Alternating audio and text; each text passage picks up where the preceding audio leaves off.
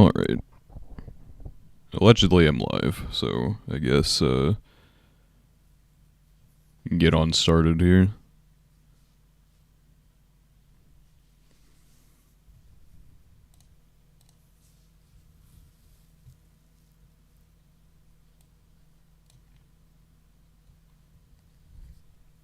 It's also probably hello, Thankle. I don't know exactly how to pronounce that, but thank you for joining me here. We'll get properly started in just a second.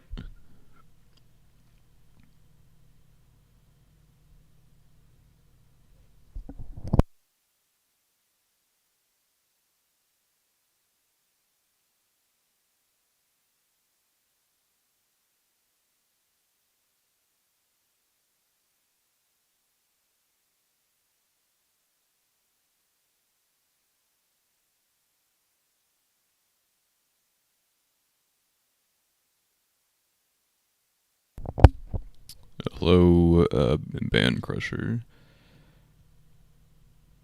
Just maybe wait for any people to potentially file in.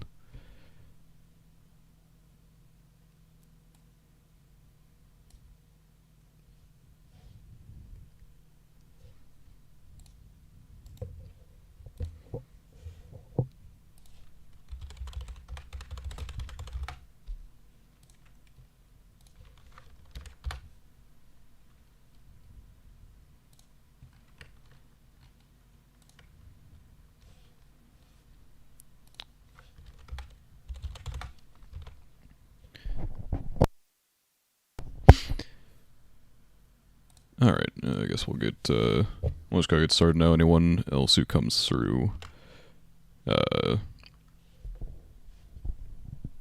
have to... Thank you, Ajak, very cool. You don't watch the podcast, I know you wouldn't watch this stream. But yeah, it's just gonna be like every other tier list I've ever done on the channel, so it's just, go through, talk about each thing, and then throw it on here. Nothing particularly special. Maybe a bit more interesting to do it in live format. You're subbed to the podcast, but how much does that really matter, though?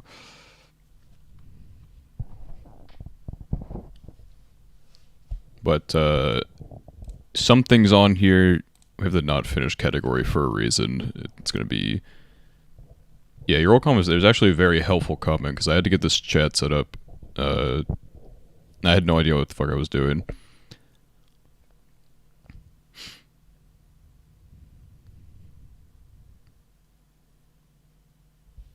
do you mean less than you thought? Oh, like shows? I mean, this is still like 20 plus. It's not like it's a small amount. I just scaled back on purpose, because I had more, but then I'm like, oh fuck, I have like multiple shows carrying over. And I didn't want to overwhelm myself. Which, I guess it wouldn't have mattered in the end because, I don't know, there's just a lot of delays that occurred as well. I did not want to add Inukai, that's a lie, don't slander me. But anyway, Bofuri is not finished. But I feel like there's enough episodes out that I could probably give it a proper rank. I'd probably say like B tier. I had to put it on like the same level as season 1. I think if I had to say anything about it, it's that other than it's been a lot of fun. I think maybe I enjoyed season 1 like slightly more, but I wouldn't like rate them higher or lower than the other. The only like downside to season 2 was that absolutely god-awful CGI fight. I don't know what the fuck they thought they were cooking there, but that was definitely not it. But other than that, I'd say they'd probably step it up on the animation, or at least the art direction. Which is, I guess, to be expected considering it took 3 years for season 2 to come out. But, you know... I'd probably say a solid B tier. There's not much to talk about other than it's just the same old Bofuri, which is all I could have asked for. feel like it feels faster. I don't know if that's just the novel content or not. I guess I'm going to define it eventually when I read it. But nothing too much. Just move on to Inspector Season 2, which I haven't watched a single episode of. It's being put on pause for a long-term project moment. Because I can't... I don't know. I don't want to. I don't have to binge all 12 episodes while also doing everything else that I'm actually doing. So it'll have to go onto the back burner. So it's not absolutely not. I'm sure it's gonna be like the same as season 1, where I'm gonna like slog through 12 episodes, generally like it, and then never talk about it ever again. But something I can't talk about now because it did actually end up finishing was Eminence and Shadow. The carryover from Fall. I didn't dislike it, but I'm definitely not on the same level as other people. I'd say it's probably like a C tier for me. I feel like the joke wore off pretty quickly. DanMachi did finish this season, yes. The second part did. It's there at the bottom here. But I'd say Eminence and Shadow, the novelty wore off pretty quickly. I feel like if they didn't have like, it's technically not too, I guess it's kind of too core. It's like 2 10-episode bursts in a way. But I just didn't really care for 20 episodes of that type of comedy, unfortunately. It's also like probably like isekai burnout as well, which is, I mean, a very. I'm glad I don't have an isekai in this this upcoming spring season. It's a nice step back because I feel like I always usually pick up one shitty isekai, and I'm glad I didn't pick up, because I think the one I saw, I don't know if it was an isekai or not, but it had like the worst CGI thing I think I've ever seen in my life. It was really bad. Isekai and bad CGI. It's a good combination. Shield Hero Season 2, the farm skill one, had the dragon, and then whatever new Isekai now has that, like, bull thing, which was absolutely disgusting. But yeah, Eminence Shadow wasn't bad. The comedy was... I refuse to acknowledge Dr. Stone as an Isekai. It will not be happening. But, alright. Okay, we'll just move on. I don't have much to say about Eminence and Shadow. It's not like... Especially since I didn't care for it that much. And I don't want to linger too long on any one thing. But we also have here another thing that did not finish. Oh, you love Shield Hero Season 2, surely. I don't know. Season 1 of Shield Hero wasn't even like that that incredible, but like still like absolute like complete disappointment for Season 2, despite. But yeah, Misfit of Demon King Academy was I don't know. It was Season 1 was definitely not something I cared that much for, but it was like generally entertaining. Season 2 is just fucking bad, like really bad. The opening was pretty decent. That's about all I can say for it, but it did get delayed, and it's gonna be July, I think, is when that comes back. So I can't particularly say I care too much for it now, and I don't know if I'll really care for it then. But we'll see. We'll see. I think I don't know, I'm like 2 episodes. I'm 1 or 2 episodes behind where it got delayed. I can't say I'm particularly going to scramble to catch back up. I'll watch it when the rebroadcast happens, that happens. But speaking of not finished, is Vinland Saga. It's still going, obviously, so I don't feel right ranking it, because I feel like it's definitely trying to tell like a more complete story in this one season than you could probably separate the season 1 into proper halves. But this one definitely feels like it's more one big complete wait fest for the climax that's about to be going on. So I wouldn't feel particularly right ranking it. I'd say probably like A or B for it right now, though. Dude, we'll see how it ends up going. There are things I really like that it does, and then there are moments where I'm not caring as much. but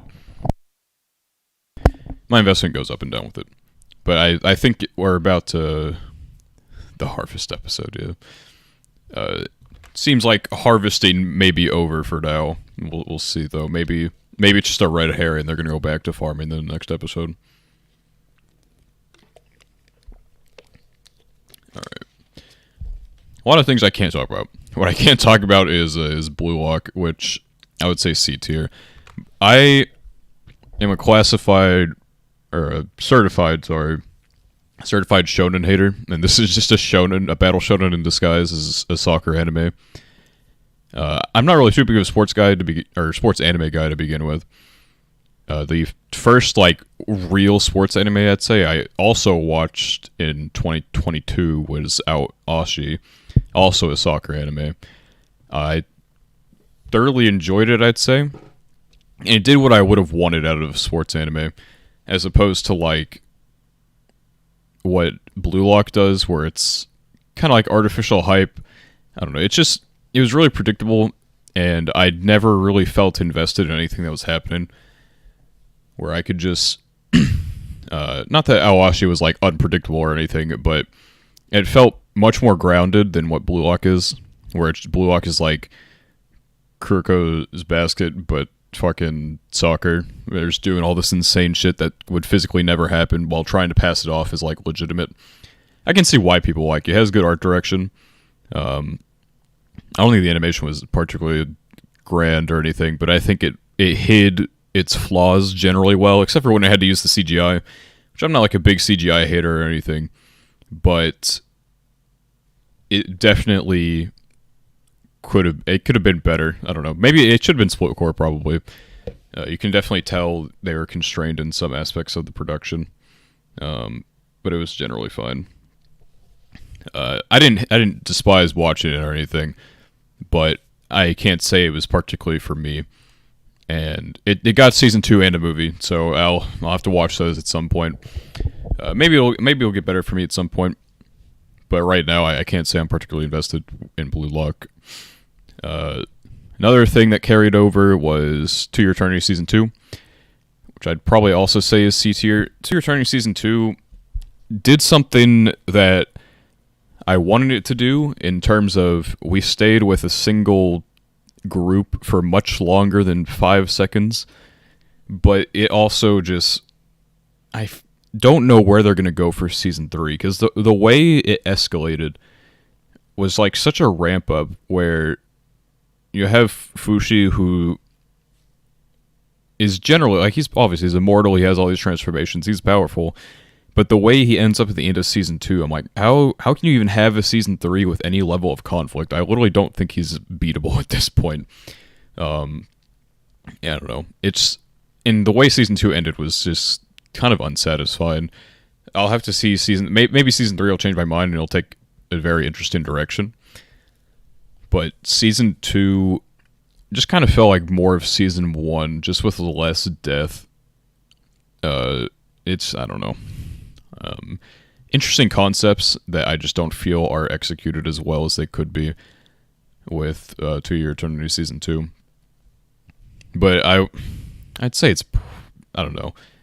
Now, on some level, it's better than Season 1. Season 1 had better highs, I think, but also lower floors. Whereas Season 2 was just kind of consistently okay the entire time. But next up, we got all the things that continued, I guess, all in a row here. But we had My Hero. I would say Season 6 is B tier, I'd say. Definitely one of the better My Hero seasons we've had. I actually haven't even watched. I read the manga, and everyone was complaining about Season 5, and I didn't really have the motivation to watch it, so I totally skipped Season 5, which is a big no-no for me usually, but at some point I'll watch it. I don't not watch things, so I'll get to Season 5 eventually. But Season 6 was probably as good as My Hero ever got and ever will get. I'm not caught up with the manga right now, so maybe it turned things around within the past 10 chapters or something. But it was a good season. I think it did. It focused on a lot of things that people did like in My Hero. It was entertaining. The first half is it's like the perfect follow up to season 5, just because season 5 was probably most people found boring or whatever, and then season 1 kicks off immediately with, you know, a very important battle that lasts a while, has a lot of shit happen, some pretty good character moments, and second half as well has a lot of stuff happening. I would say, yeah, it was in a good spot for season 6. The problem is it took 6 seasons to get to this point, and a lot of people have probably hopped off by now. Well, I say that it's still a popular show, obviously, but it's nowhere near what it was. I feel like a lot of people are my heroed out, and a lot of people are probably superheroed out in general. I stopped giving a shit about superheroes a very long time ago. I guess I was never too invested in to begin with, but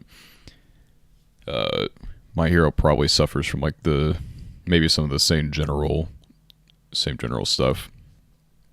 Next up, Nagatoro, just firing the C tiers here. I think it was probably better than season 1, but I think at that point, is Onimai not on here? No, fuck. God dang it. Okay.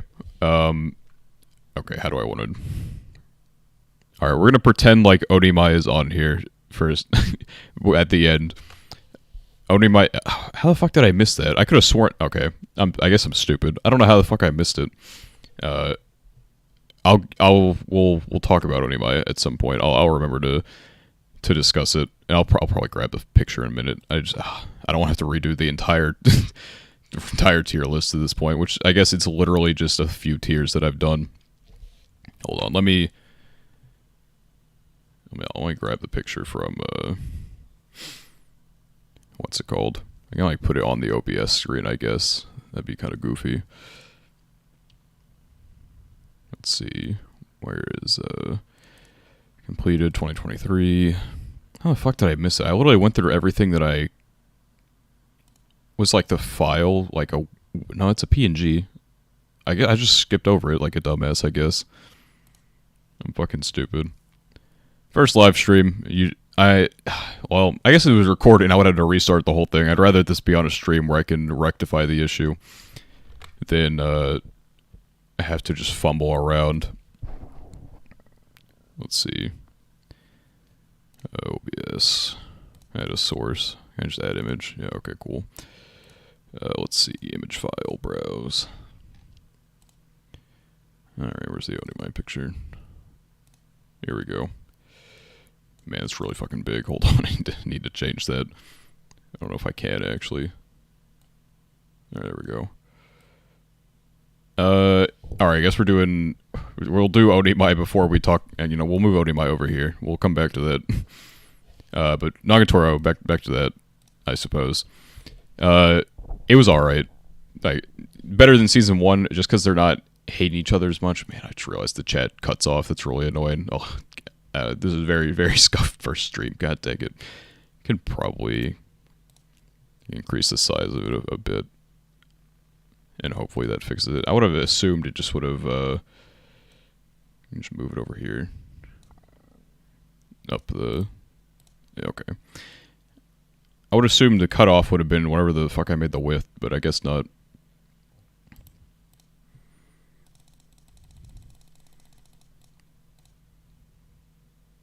Okay.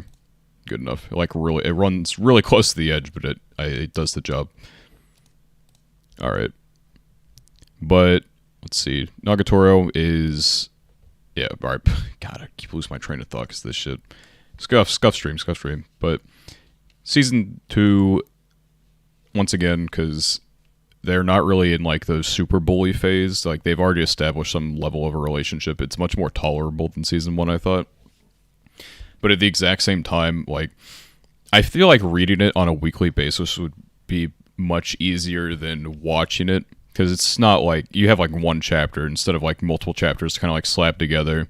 You can read at your own pace instead of like watching a forced 20-minute span. And so, instead of it feeling like it's kind of dragging on when you're reading, it would probably be easier.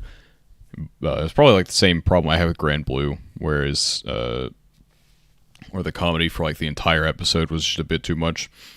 And I didn't really care for Nagatoro's comedy too much to begin with.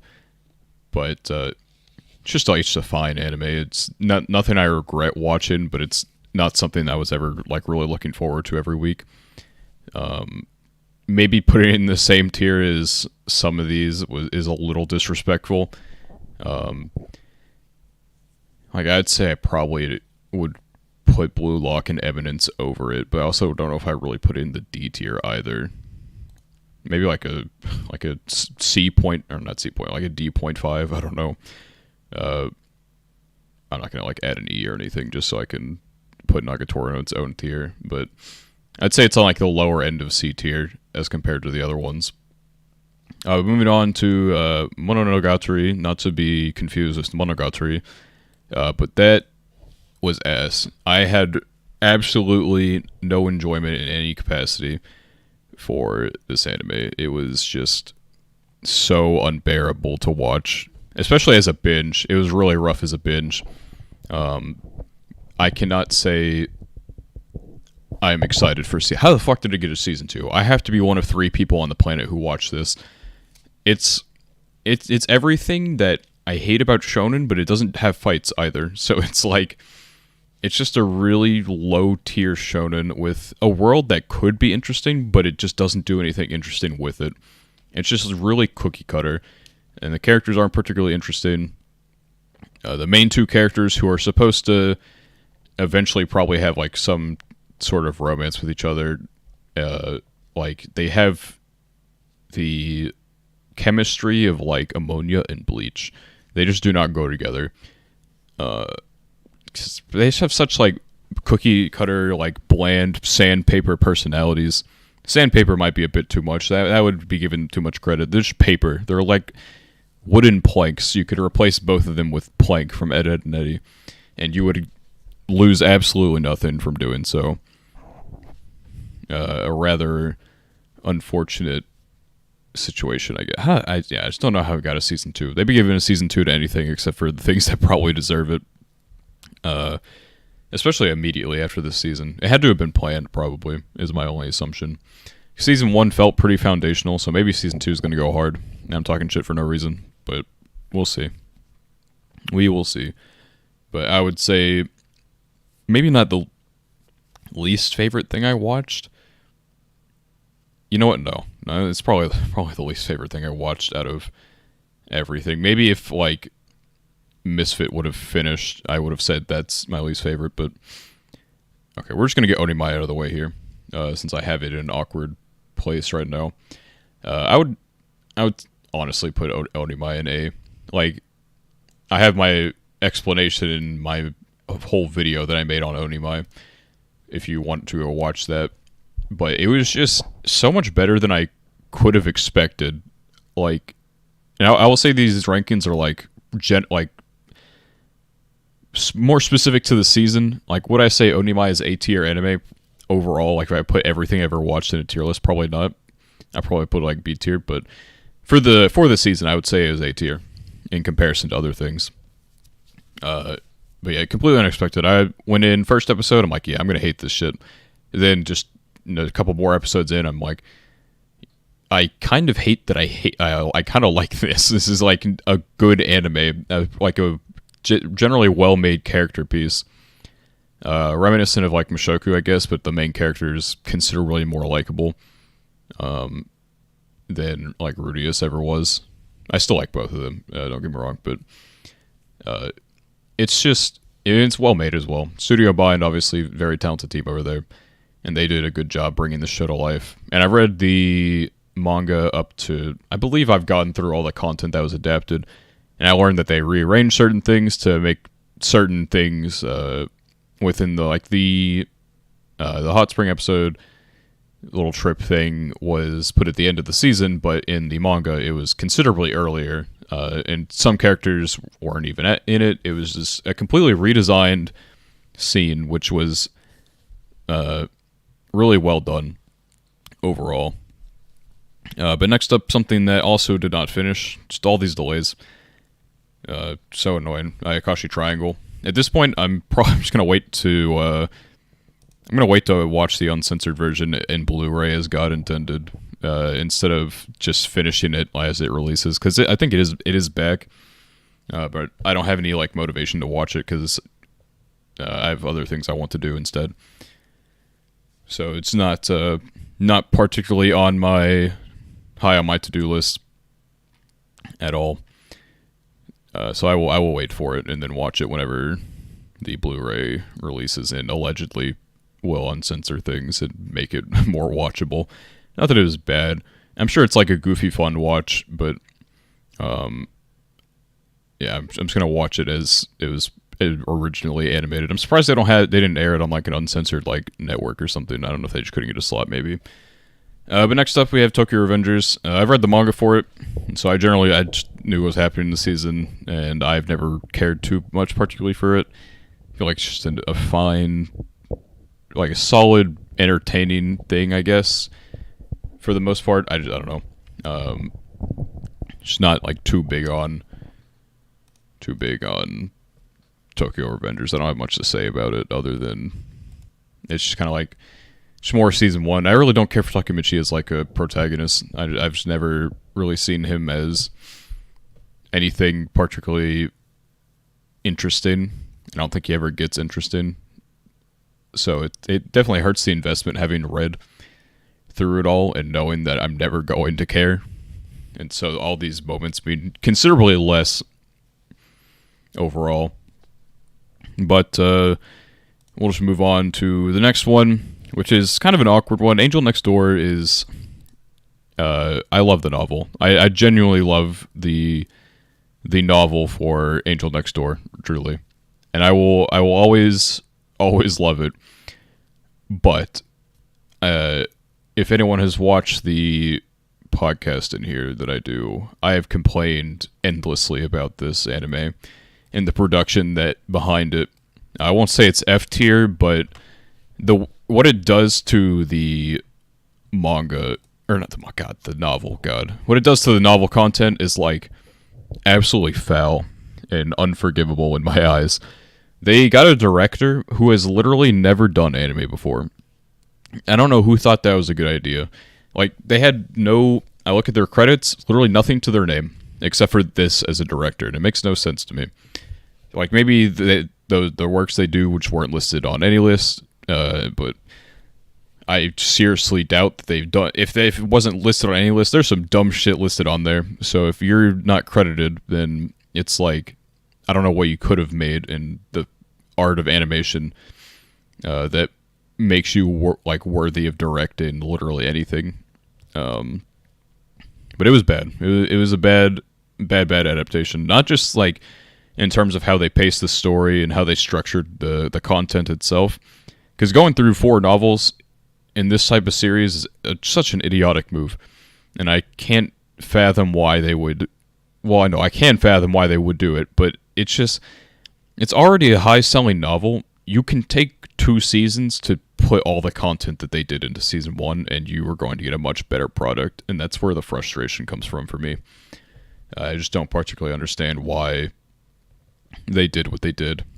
The animation and the art direction was also like pretty abhorrent as well, which is really annoying, because I saw Project 9 was doing it.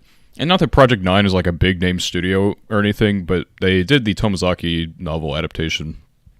And I feel like they did a fine job on that. Even if it was paced as like, as like a typical adaptation, they had 3 novels and 12 episodes or whatever. But I think they did a good job adapting what content was there. And even if I think the novel is just a better way to experience that series overall, I have nothing against anything that they did with it. And I'm excited for season 2.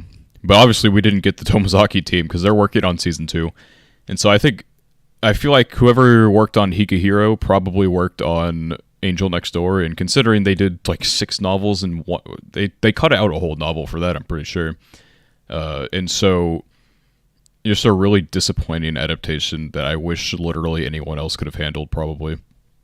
It was just really soulless, and that's the annoying part. I think the voice acting was fine. That was probably like the best part. I think they had a fine cast, but it was just really frustrating to see something that I really adore. Because Mahiru is one of my favorite characters like ever, and to see her done dirty like that is really annoying overall. But there's nothing I can do about it. Season's done. It's not like they remake anime ever, So there's absolutely nothing I can do there, unfortunately. Next up is Spy Classroom, which I think got vastly overhated. I'd still say it's like a C tier show as far as the adaptation goes. I did get the novels because I'm a sucker for light novels with terrible adaptations, and so I got the novels. I'm going to see because I can see what they were trying to do and why it would be difficult for them to adapt this into a proper anime. Because I feel like the twists, the visuals make things very difficult to do some of the twists that they had to with the first novel of content. I think after the first arc, it was all generally fine. Obviously, it sucks that the build up to the first arc's finale was after the first arc's finale, but I see why they had to do it, because it would have been very confusing for people otherwise. It would have made them look stupid until the twist is revealed, which may have been like just as damaging as like putting things in a different order. But they also made anime original content for it, which I think they did their best. And it looks like it is going to get to season 2, so maybe that'll be like the redeeming feature. Now that they've gotten like the big goofy twist out of the way for the end of the first novel, that kind of like forced their hand with this. I feel bad for them. They were definitely forced to partake in that with the series composition that they went with. There's maybe other ways you could have done it, but I feel like they probably did as good as they could with what they had to work with. And it's just unfortunately a little awkward to be dealing with that. But next up, we have Farming Life in Another World, which I feel like, not that it was a bad watch, but I never like thought about it afterward, other than like, damn, there's like 50 new characters this episode, just like last episode, and I can't keep up. It's just, it adds too many characters on such a consistent basis that you never get attached to anyone. And by the end of the season, where they have like what's supposed to be like a touching little moment where you look back and you're like, damn, we've come so far. It's like, yeah, we have, but like we've come so far really fast, and it's kind of like blink and you miss it. And like there's like 10 new characters, and 10's probably a under exaggeration, I guess. Because they would add like literally like 50 every episode, and it's like, okay, well, I don't know any of your names. I can't get attached to any of you. It's taking up time, so the characters you do know and potentially care about don't get to interact as much. Because everything's like generally centered around like the main character. You'll see his viewpoint most of the time, and you'll go elsewhere every now and then. But when he's not interacting with people that are supposed to be like major characters and have major moments, but it's just the build up to those does not feel earned, and so it's just not great. It was a comfortable watch, I suppose, but it wasn't something I was particularly invested in, especially by the end of it. But next up, we have something else that did not finish. Kubo is something I was looking forward to a lot. I think the anime was doing a really good job. I'm sad that it had to get delayed. And I'm looking forward to getting back to where we were. It's going to be May by the time we get back to the episode we were at. But I look forward to it returning. I think it did what it needed to. It's not trying to like go above and beyond, but it's adapting it in a way that makes sense for the material, where it's a very like visual heavy type of adaptation, where you get little cute moments you can turn into Discord stickers or whatever, and you can leave happy. It's just cute fluff. That's all it ever is, all it ever will be, and all it ever needs to be. And that just works. Said the manga ended like as fast as it did. Like, it's over 100 chapters or whatever, but I would have liked more after the end. And maybe we'll get that one day. But I mean, I can understand, like, you draw fluff for 100 plus chapters and you just kind of want to get done with it and potentially move on to something else, but I would have liked to have seen more from the manga. But I do like the anime adaptation. I'm excited for it to come back. I'm a couple episodes behind, but I'll get on that before the anime does come back. But next up, we have Magi Revo, which I would say probably also. Okay, I realized the problem. I need to move the Onimai again. Okay, we'll put Onimai like over here just in case. But I'm surprised more people didn't talk about this. In my circle, at least, it was pretty popular. But I feel like I didn't see people in general talking about it as much. I guess on like the anime corner votings and stuff, you would see it like at the top pretty consistently. But I feel like the greater anime community didn't do much with it. And I thought about making a video on it, but I didn't. And now I have other plans, and so I don't know if I'll ever get to it. But it was pretty good. As far as isekai goes, it's pretty. It doesn't really make it obvious that it's an isekai at all. It's an offhand comment at the start, and then a pretty like explicit stating towards the end. But it's not really particularly relevant, I guess, other than like setting up Anis's personality. But yeah, it was good. Like the production quality for it, I think they definitely took advantage of like really setting up the anime's big moments to succeed. Hello, the real no M4, I guess or is it like 0 M4? Either way, I'll just say real. But hello, welcome to the stream. We're getting a little close to be done here, but I'll keep talking and stuff. We'll see how long this goes. But Maji Revo, definitely, because like the animation was pretty good and like the art, I like the art style for it. It's not like a very soft art. Call me numb. All right, gotcha. I will do that. Thank you for telling me. Yes, it is a real Yuri, which is not something that's particularly expected in today's age, I suppose. Stuff like Licorice Recoil ended up just being like bait, I guess. But this ended up being the real deal, which it was pretty obvious is going. Like it was pretty unapologetic about. At least Anis was in the start. She was pretty obvious that she was made it pretty obvious which way she swung. But did 3 novels. Novel 3 did feel like it went through kind of fast. But I don't feel like I can't imagine there's too much that it could have done to maybe one more episode to expand on some things. I saw some people saying like the fight at the end was a little quick, but I feel like what they did with it was still powerful enough, and it got the point across. It got a point across that it needed to, and I don't think it needed to do much more. But I was thoroughly entertained and invested every week. It'll be more interesting, maybe if it like ever gets season 2, to explore more of the world that they're in. Because now that they're doing whatever, it'll get a lot more political, I suppose, and should be interesting to see where it goes from here. What do you think made Angel Next Door bad?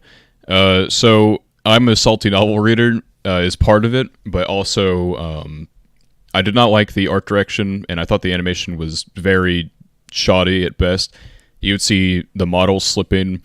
There's one gif where it's like she lowers her head and just someone like copy pasted her hair and just like moved it down as if they were like doing it in Microsoft Paint or something. It was just a really bland, soulless adaptation for something that I really adored.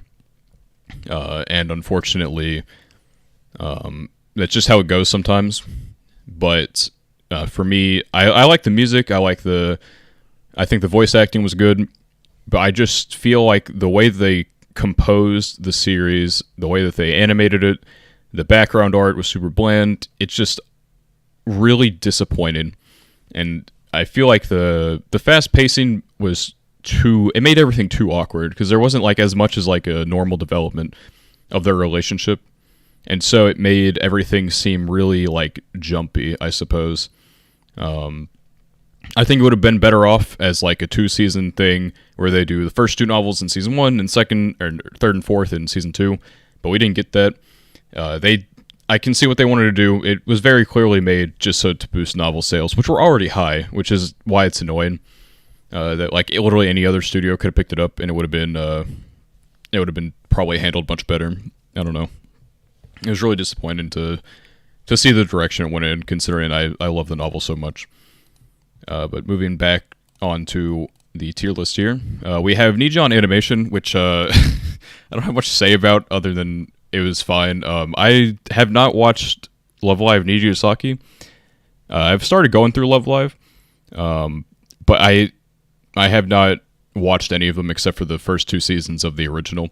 I was waiting for the it was late at night. I was waiting for the ReZero Anime Japan panel with a couple other people, and they decided that they wanted to go through Nijiyon Animation, and I'm like, you know what, fuck it, fine, I'll go through it with you all, and I did.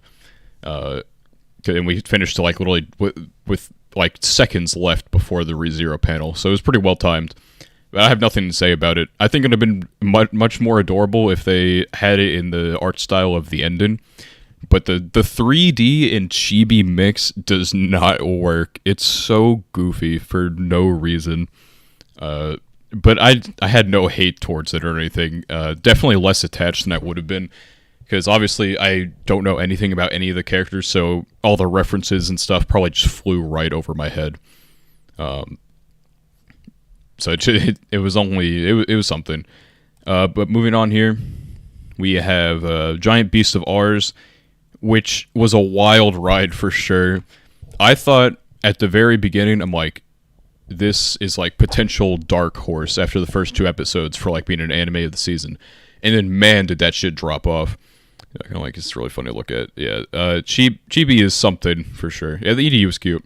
I just like the ED art a lot, and then seeing like the Chibi 3D instead was like a bit of whiplash, I guess. I was not expecting that at all. Looking at the cover art, and then just, I don't know. I was not expecting 3D Chibi. It threw me off, for sure. But Giant Beasts of Ars, RCZ is I totally read that as before. I like the R's, OP, and ED, but unfortunately, after the first couple episodes, which I thought were really well done, everything else sucked complete ass. It was really bad, and it might, honestly, that's like at least top 3 worst finales I've ever seen. I'm not going to spoil anything for people who haven't. Well, I say that. I'm not going to spoil anything. You don't want to watch it, though. That's what I will spoil that the ending is dog, and you do not want to watch it. It looks like it was built for a season. I don't know if it's supposed to be like a shock ending or like a setup for season 2, but with how bad the entire season was, they're not getting no season 2. There's not a chance in hell that it made any level of money.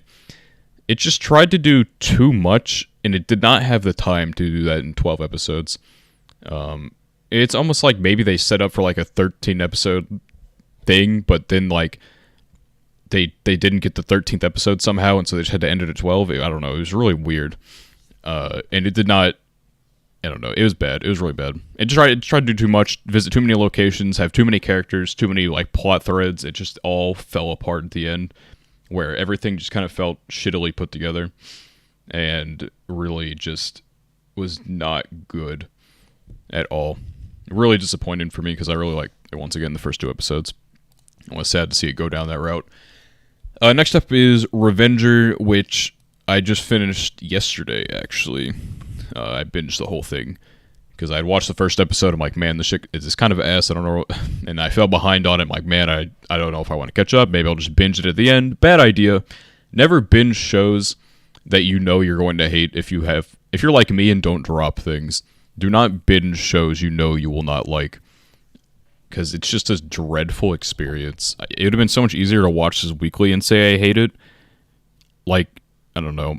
It's just, I felt like for the first 8 episodes, I watched the same episode over and over again until episode 9 or whatever, somewhere around there, stuff finally started to move towards the climax. I'm like, well, we've been doing nothing for 8 episodes that had any level of substance behind it.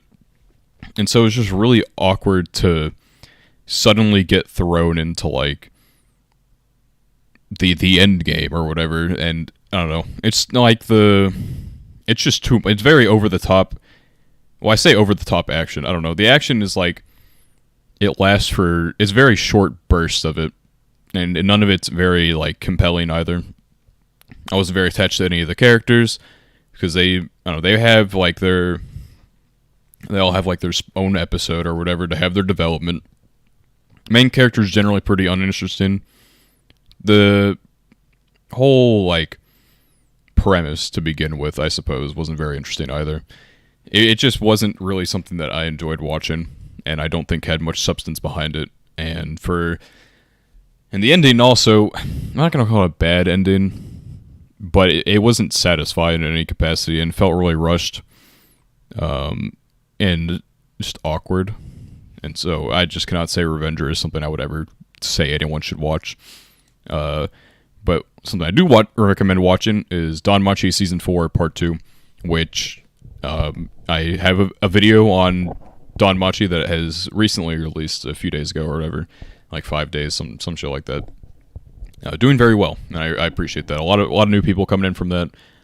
Maybe even some of the people watching right now found my channel through that DanMachi video.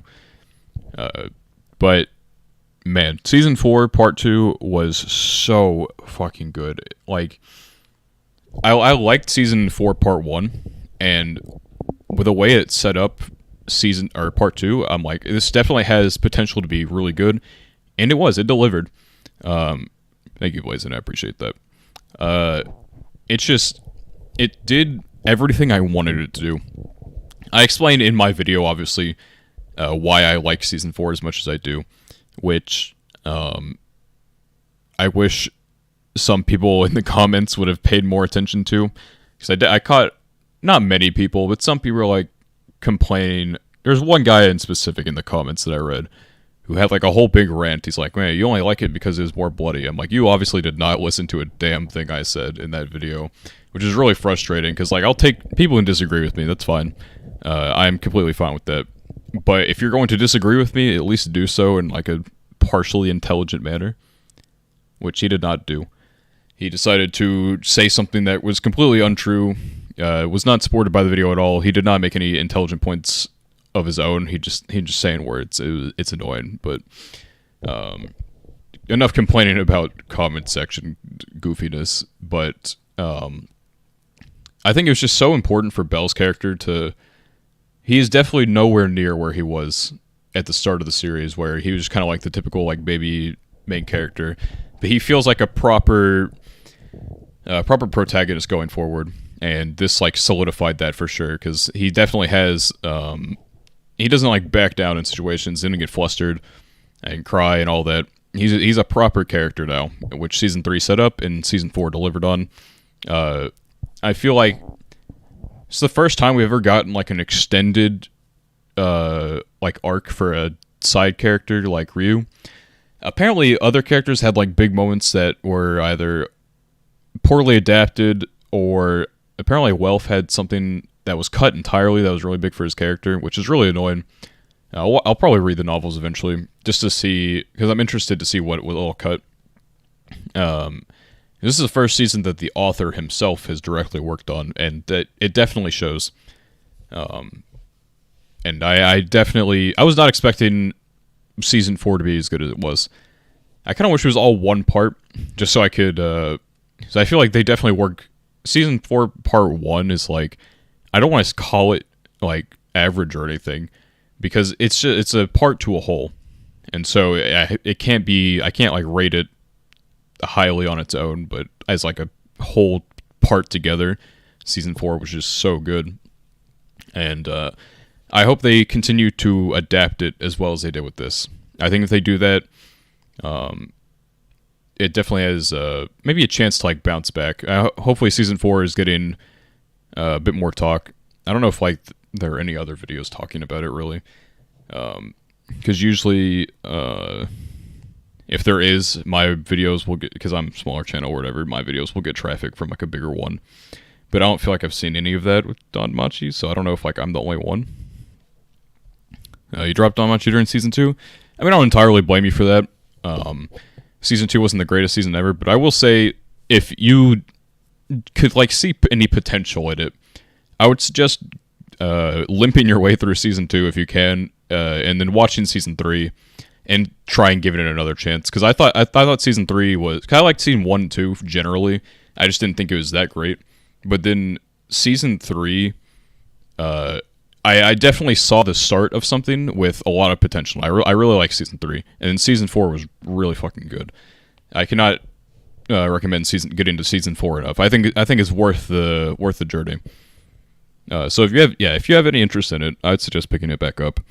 I think it's definitely worth it. Season 4 was definitely just something I was not expecting, and it was a really good surprise. I had a lot of good surprises. DanMachi and Onimai did not expect to be liking them as much as I did. Well, maybe DanMachi by this point I did. Definitely not back in fall, whenever DanMachi, or not fall. I don't remember which season it was. It might have been, was it summer that the first part aired? I think it was. But anyway, last thing on the list here, we have Buddy Daddies, which I'll put a name. Buddy Daddies was a lot better than I expected. I didn't know if it was like just trying to ride the coattails of like Spy Family. It's a little different. It's like Hitmen instead of like straight up spies. But yeah, I didn't know maybe it was trying to ride the coattails. Will it actually be interesting on its own? I didn't know that. But I think what the story that it crafted and the character work that it did within the 12 episode time frame that it had, it did a good job. I kind of wish they had like last, because I thought it was gonna be 13, but apparently it was a little bit of a prank because there was a recap episode thrown in there. So I guess the episode count was thrown off a little bit by that. But I think it did good in 12 episodes and a pretty satisfying ending. It felt maybe a little fast, but I think it did fine. I think one of the most interesting things, like, especially like if you compare it to Spy Family, like seeing a kid actually act like a kid is like so. Well, I don't know. It's kind of like rare in anime if you think about it. Like some kids in anime have like 3,000 IQ, but like Miri and Buddy Daddy's like actually genuinely fucking stupid. Which like obviously it's like a 4-year-old, so obviously you expect a 4-year-old to be stupid. But just doing normal kid stuff, I feel like when it did the drama, it was done really well. It was cute, but also switched tones pretty well, I would say. I definitely enjoyed Buddy Daddies overall. Pretty good production quality too, which you'd come to expect for PA Works. Pretty consistent studio. They adapt a lot of different things. I kind of wish they give some things like season 2s occasionally. Like they might give like Kong Ming a season 2 eventually. But they do tend to like adapt. They do a lot of originals, I guess, that end up being one season, like Angel Beats, which I kind of wish was a little longer to pad out that ending, but I think they did fine.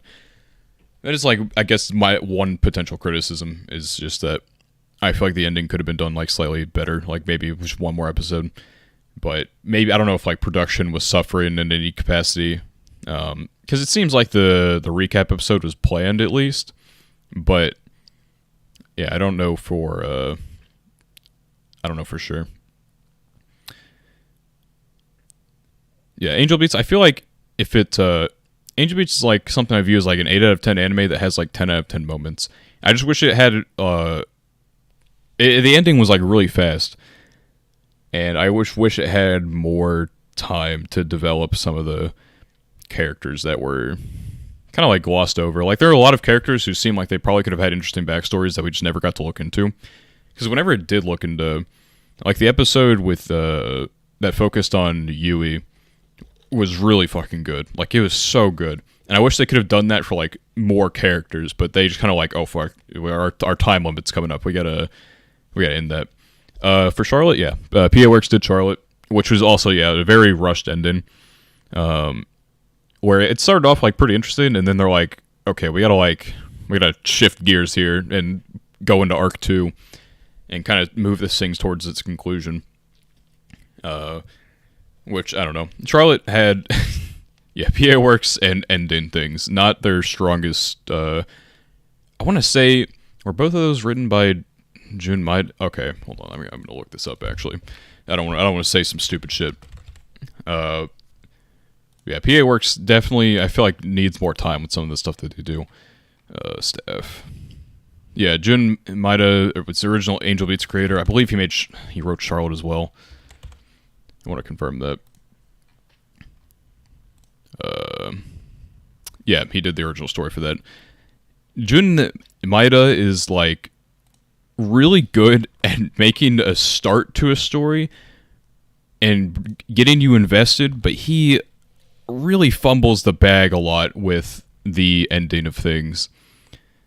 My most anticipated spring anime, Oshinoko, for sure. I'm so excited for that. I definitely expected Oshinoko video, because it's so good. I'm caught up with the manga. Obviously, not going to spoil anything. Go into Oshinoko blind if you can. If you're interested in watching it, go into that blind. It's going to be an all-time first episode. I'm really excited for it.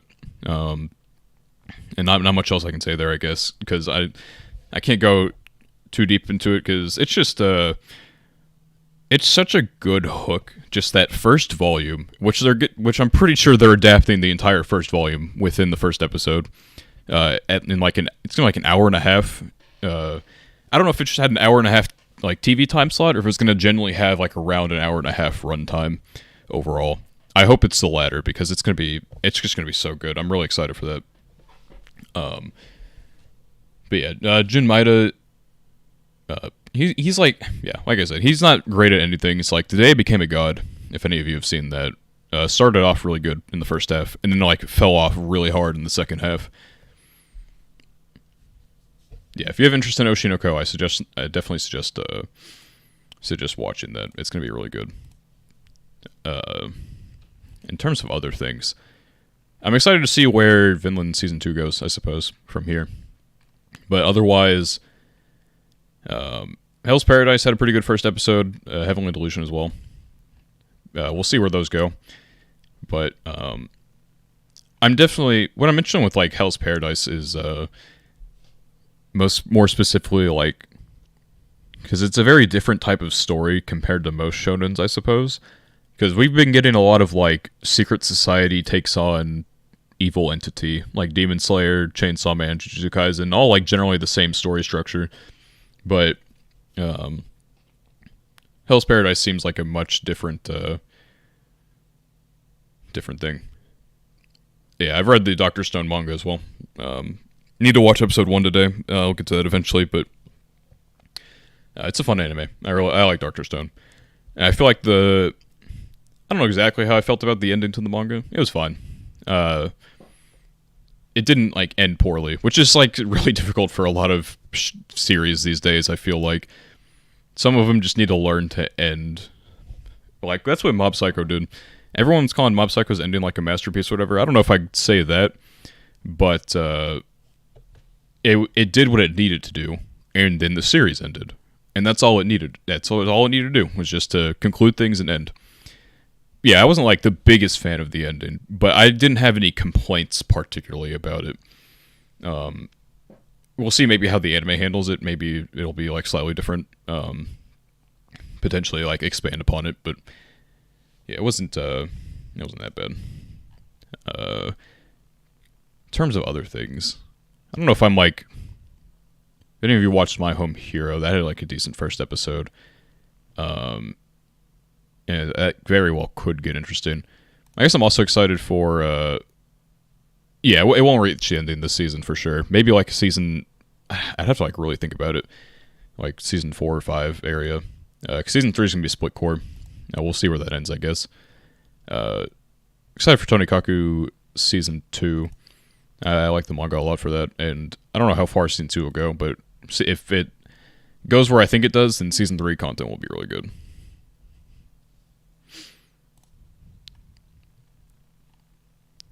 Let's see, what's airing soon? Yeah, Dr. Stone aired today. I don't think anything airs tomorrow for me. Oh, never mind. Koisugi Crisis and Mashal and Tonikaku. Jesus Christ, a lot of stuff airs tomorrow. Manga or anime for what?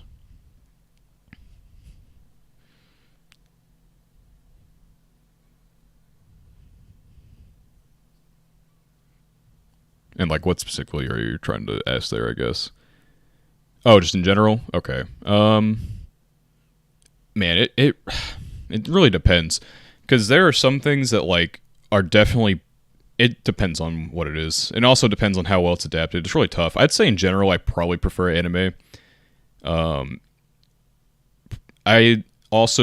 think I'd probably say like light novels, anime, and then manga. I like novels specifically just because you get a lot of detail in there. And I'm like big on the writing quality of stuff. It's like the whole channel is based on, and so I definitely gravitate towards novels. Yeah, that's generally what I do. I watch the anime that I'm interested in. It's kind of like a shopping list, I guess, in a way. I watch anime, and if I really do enjoy it a lot, I will go read the manga, or I'll get the novel. Or if I even think it just has potential, like if it wasn't adapted well. Like I have The Detective Is Already Dead on my shelf as a novel, which the anime adapted horribly. It's still got a season 2, and that'll be interesting to watch. Spy Classroom, I talked about that earlier. I'll be interested to see how the novel handles certain things instead of the anime's way of handling it. I think those are like the only 2 that I would say I have that are like not the greatest adaptations. But otherwise, like, I don't know. I will say the downside to reading novels is I like to read the physical, and that gets it's like a subscription service almost, because the light novels are pretty long running, and whenever they come out, like monthly or whatever. You've read it untranslated? Yeah, I tried learning a little bit of Japanese, but I have the memory of like a snail, so I can't hold on very well. I'm sure if I dedicated enough time to it, I could probably do it. But I don't really have that kind of time to dedicate to it between like work, school, channel. Oh, oh, okay. Yeah, yeah, like the ReZero web novel community, because it takes so long to like properly translate a chapter, they'll like initially do like a translation through like DeepL, and then they'll edit it heavily, and that's how we mainly get the web novel chapters in English pretty quickly. But they do go back and they make like perfected versions of them. Yeah, it's not like an awful like strategy. You'll definitely miss some things that get lost in the machine translation, but generally you can make it through pretty fine. Yeah, obviously. They have like a whole team of editors or whatever, and then they put it out for the public. Witch Cult Translations does a lot for ReZero. Oh, you edited it yourself as you went? I see. There's a lot of dedication. I don't think I could ever do that. I have to have it someone else translate it or something like that. Slowly waiting for Tsukumoka novels to get translated, because they have to get fan translate. I don't know why Yen Press, like, they have Suka, so I don't know why they wouldn't pick up the sequel series. Yeah, I think it's good to have a passion for something. If you like dedicating your time to it, there's definitely nothing wrong with that. Like, I'm going through like I have a ReZero project I'm working on for the channel right now. It's going to take a very long time to do, but it's a passion project because I love the series, and very excited to go through that. Not excited to edit it. It's going to take so long, especially it's going to be multiple parts, and I don't know. It's going to take a while to get through the whole thing, but a lot of work, but yeah, passion projects are fun. Yeah, editing, it's not hard. It's just really tedious. Putting together clips is the most absolute just brain-numbing shit to ever go through. And I already knew that, and so when I was doing the DanMachi, I'm like, yeah, this is going to be double-digit minutes-wise, and so this is going to take so long to go through. And you can only use... I have like a safe limit that I hold so I don't get copyright hit. 10 seconds per clip is like the maximum, and you can't you have to space them out far enough into, if like, you can use like consecutive like moments, I guess, but you have to have like probably 10 seconds of clip, 10 seconds of space between the next moment, 10 seconds of clip type of thing, if you wanted to edit it that way. Which is going to be a little bit of a concern for the ReZero video I'm making. Because it's going to be very difficult to edit, I feel, and get past all the copyright that I'm going to have to deal with, but I think I can do it. That'll be determined at some point, though. But, yeah, no clue when that'll come out. It takes me 20 quadrillion years to find the motivation to edit a 10-minute video, let alone I don't know how long it's going to be. It'll be over an hour for sure. I don't know if it'll hit 2. It'll be close, probably, I feel like. It really depends on how how deep I take it. But yeah, should be interesting. Working forward to anime. We'll wait 3 months. Yeah, I can't binge anymore, but I respect the binge. Sometimes it can be really hard for things to wait for things to come out. I like the community discussion usually around each episode. And then some things like maybe like the comedy style gets overbearing for like a binge, but it would be good weekly. I don't know what it is. It's just really hard for me to binge things. Found me via the DanMachi video. Yeah, a lot of people definitely poured in from the DanMachi video, which I really am happy about because I put a bit of work into that one. Yeah, upcoming videos. I think the next one will probably be Oshinoko after the first episode, and then after that, we'll see. There's some interesting things this season. I talked about Hell's Paradise and Heavily Delusion a little bit. Those are definitely potential candidates, but also there's something I have a plan for, but I need something else to fall into place for that to, like, half of it is released. I need the other half before I can do it. Okay, no, it didn't. Has something to do with like a couple movies that I have an interesting idea for a video on, but I need the other movie to get released, and I don't know when that's going to happen. Hopefully soon. They released at the same time in Japan, but I don't know why I can only find one. No clue, but that's another potential thing there. We'll have to see. Videos hit when it's difficult when I do like the writing based ones, because I can go back to old things, I suppose. But it's not always easy, because maybe my memory isn't like 100% on some of these older things that I've watched. And so it's much easier when I'm going through and doing videos on like seasonals, I suppose, to write scripts. But Oshinoko with like an hour and a half premiere is going to give me plenty of material to work with to pump a video out there. And I don't know, maybe I'll have the motivation to get the ReZero one out a lot faster than anticipated, but I maybe kind of doubt that. I don't know. I don't want to burn out on it, so I'm not going to like force myself to work through it, but I do need to catch up to Nier as well. I watched one episode of it, then it just kept getting delayed, and so I'm like, I don't know if I want to catch up on it just for it to get delayed again and just be really awkward. Aniplex has been driving the whip on A1 and Cloverworks recently. Yeah, I would say, yeah, definitely probably would see more of you, especially because like her character arc is the way that it went. She's definitely more of a mainstay character now. She's always been one of the more interesting characters for DanMachi. Just because it kept like hinting at her backstory, and she's always the mysterious one. Don't really know anything about her origins. Yeah, she's always a good character, but I think like what season 4 did for her was really good. Really, really good. What season 4 did for everyone was really good. Because a lot of the supporting characters like got moments, and definitely, like I talked about in my video, like all of them are. We have been shown that they are useful now, which is really big.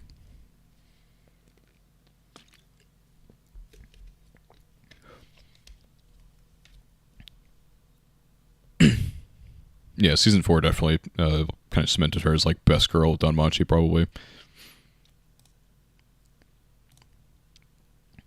Let's see. I feel like some of the romances for the season are like pretty hit or miss. If anyone's watching any of those, I feel like Yamada has like the best chance to be pretty decent, just because you don't see. Yeah, it's a little. I do it to myself. There's a lot of things I want to do, but there's only so much time in a day. I'll probably take less hours at work soon, probably in the summer, just because I'm heading towards the end of my associates, and I'd like to have more time to focus on that, and focus on this YouTube thing a little bit. It's not like I'm not like stressed or anything. And I definitely, I choose this hobby. It's something I enjoy, and so I don't like have any issues with it.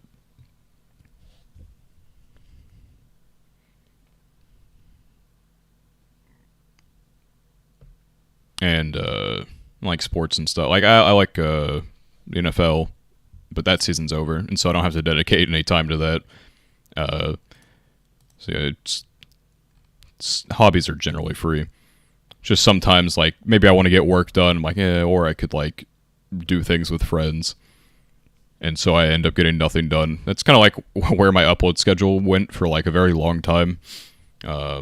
Which is probably for the best. My old videos were pretty ass. And so I dodged a little bit of a bullet on not making content very often back before I got this microphone. So I had, like my first video is really bad. I keep it up because I'll remind myself of the past of what I used to be. But like the Talentless Nana video was almost discouraged me to keep doing scripted content because I didn't enjoy it particularly. But that turned my videos into kind of like controlled rants. I would have like notes and then just talk, which isn't very good either because I didn't really edit those like too much. I would have like I don't know, anything before my Spy Family video is pretty bad. I think maybe my Detective Is Already Dead video was like fine, but I had the bad mic there, and so it was like really probably not worth watching. It flopped pretty hard too in comparison, but Spy Family was the first thing I ever had like proper editing, proper mic. And it did well, and it inspired me to continue to make the content that I am. Though I'd say maybe the Made in Abyss video is probably more important to my uploading consistency, because I grew the channel by a little bit, a fair bit, I guess. But then, especially recently with the Onimai video and the DanMachi video, I've been getting a lot of support with those, and so hopefully I can continue to ride that momentum. I feel like Oshinoko definitely could be another stepping stone for the channel. But also, the ReZero video is like, I feel like that's a make or break type. Well, not a break. It could be a potential make at the very least, because a lot of time's going to go into that. And so, if it hits, ReZero is a very big community, and you can get easy views on anything ReZero. But if you make something really good, it definitely has the potential to like blow up or whatever. What genres do you tend to prefer over others? I don't know if there's any like genre I gravitate towards.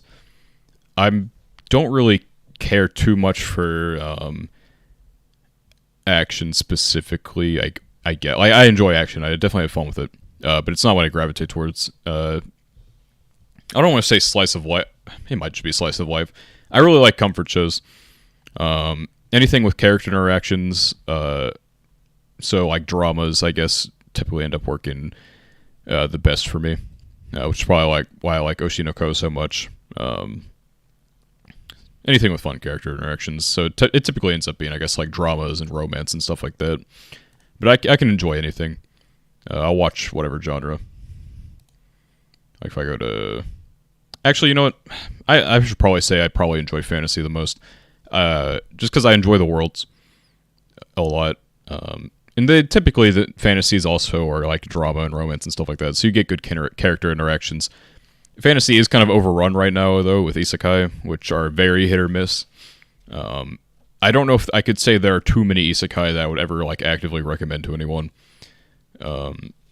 There's so many some that are like decent, I guess, but then there's all the like the really trash ones. It's a really bloated genre right now.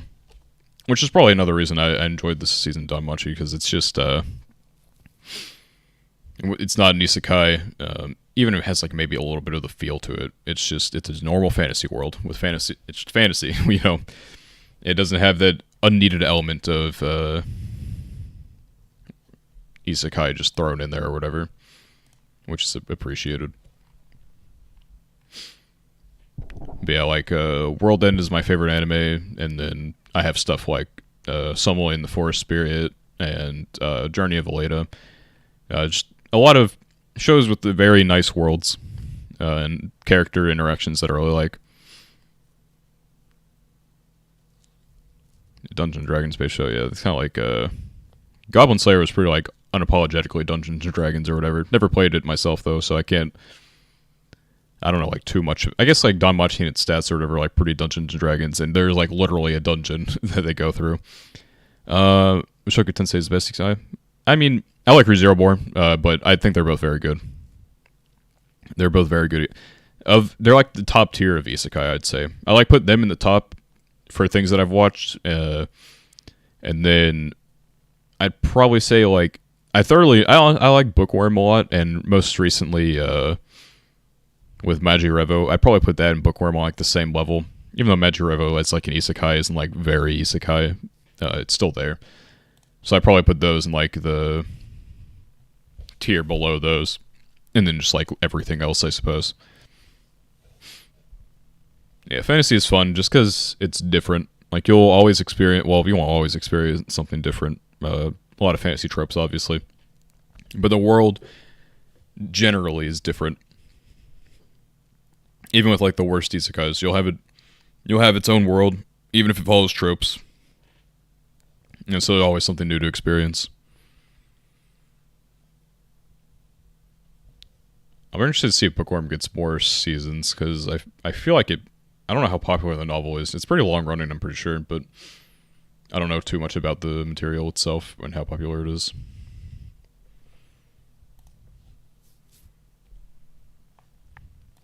But yeah, I'd say fantasy. Fantasy's definitely really fun. Always looking for some type of fantasy to watch.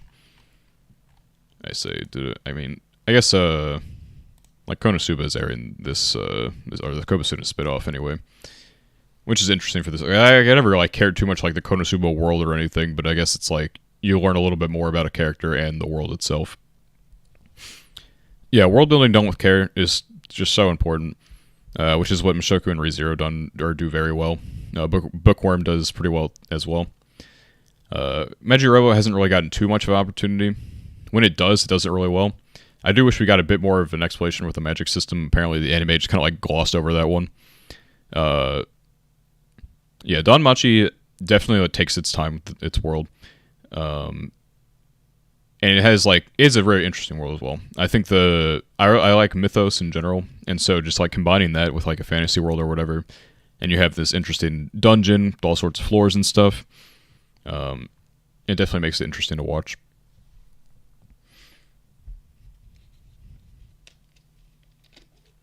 And it's why I like I mentioned Some Way in the Forest Spirit and Elena. Both like, the world is definitely what drew me into both of those. And the characters, of course. I love Elena as a character, which is like, kind of like a 50-50. You either love her or you hate her. Children have names from different mythology. Yeah, I don't know. I know like Cassandra or whatever. Like the reason no one believes her whenever she has a thing that's like actually based in mythos, which is pretty cool. A lot of research goes into that. I feel like that's such an underrated part of writing sometimes, and not something you always notice. Like take Vinland Saga for example. Like it's a very historical setting, and so you have to do a shit ton of research to actually properly do things. Same thing with like Dr. Stone with the science.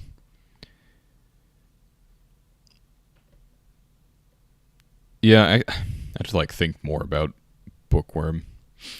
I don't remember too much of the inner monologue, but I think definitely would make sense for it to be more adult-like, since she was an adult before going to like child's body. But I guess like when you live a little bit of a child life, maybe it gets you a bit. I don't know. Definitely there's some ways to like copium into that.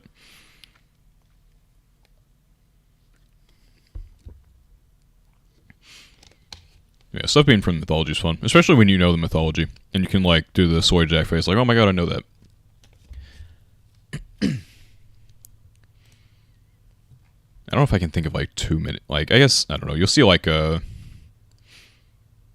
the Rock referenced a lot of stuff, so like you see a reference and you like it because it's fun. I think as long as you like don't overdo, I guess like pop culture references, like don't overdo it kind of thing. But like when you have a bunch of references, just as like like the mythos, that stuff is cool. What's your top few animes of all time? I do have my annual list linked in, like you go to my channel page or whatever, it's linked there, and you can see my top 10 there. But World End is my favorite, also known as like Suka Suka, and the full title is very long, and I will not be saying it. I wish the title wasn't as goofy as it was, because I feel like the show probably gets overlooked because of that. But World End is my favorite. And then after that, Clannad After Story, I think is like probably the greatest experience I've had in anime. Like, by and far. It's really awkward because I'm just never gonna have another anime experience quite like Clannad After Story. Yeah, light novel titles, like, I get like the reasoning behind it. Like, you're in a very like competitive market in Japan with light novels, and so you have to catch people's attention. And just like, here's what we do in this. World End title doesn't make any fucking sense at all, actually. It's not even like a description. So I don't know why it is like it is, but I'm not complaining, because I know the show's good. I love it. I could say like Attack on Titan Season 3 Part 2, I think is definitely like one of the peaks of anime, probably. I enjoyed 86. 86 is really good. Hopefully that gets a Season 2 eventually. I would rather get a Season 2 when A1 isn't being like completely overworked to death by Aniplex, but we'll see how that goes. I mentioned Somli and Elena. I love those both. Suga Akire and Origaru, both very good romances. I think like Bofuri is probably like the best feel-good anime that I've ever seen. It's just like, it's written, the way Bofuri is written is like, it is so not based in any capacity for literature that like, it's just good. It's written so badly that it's great, is how I put it usually. Where like, it doesn't have any, doesn't focus on characters, doesn't focus on plot, it focuses on literally nothing. It is objectively like poorly written, but it's like, that's what makes it great, because it doesn't try in any capacity to make you think that it ever wanted to be anything besides fun. And that's what makes it such a great series. And then my podcast is based on Is the Order a Rabbit, which is also a very fun, chill show. Don't know if it'll ever get a season 4, but who knows, maybe. I don't know anything about the source material for it. I should probably read it eventually, considering I have a whole podcast branded after it, but... yeah, Bofuri, very chill. Never like, a dull moment, I suppose.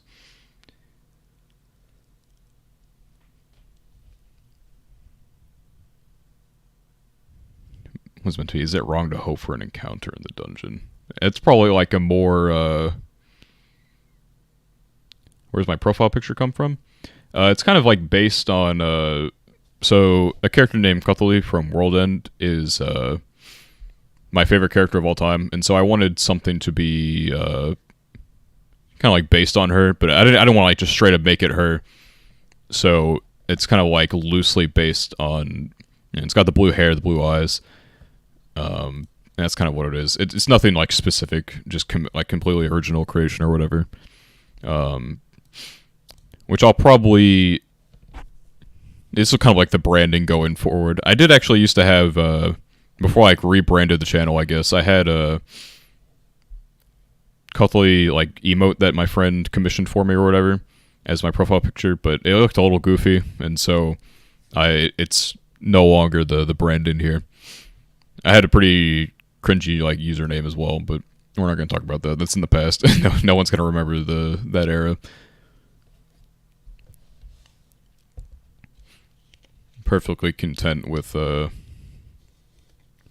goofy way of spelling Daniel. I don't know why I didn't use that to begin with. Online alias I've used for years and years. And instead I chose some shitty ass name before rebranding.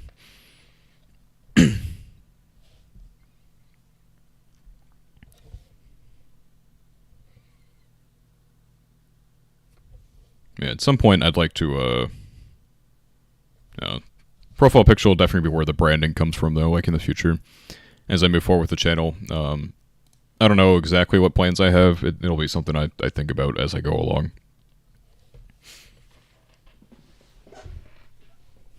But it'd be having like it's like a mascot, I guess. Easy to make like emotes and Discord stickers, shit like that out of it's all easy when you have a mascot instead of something non-specific, I guess.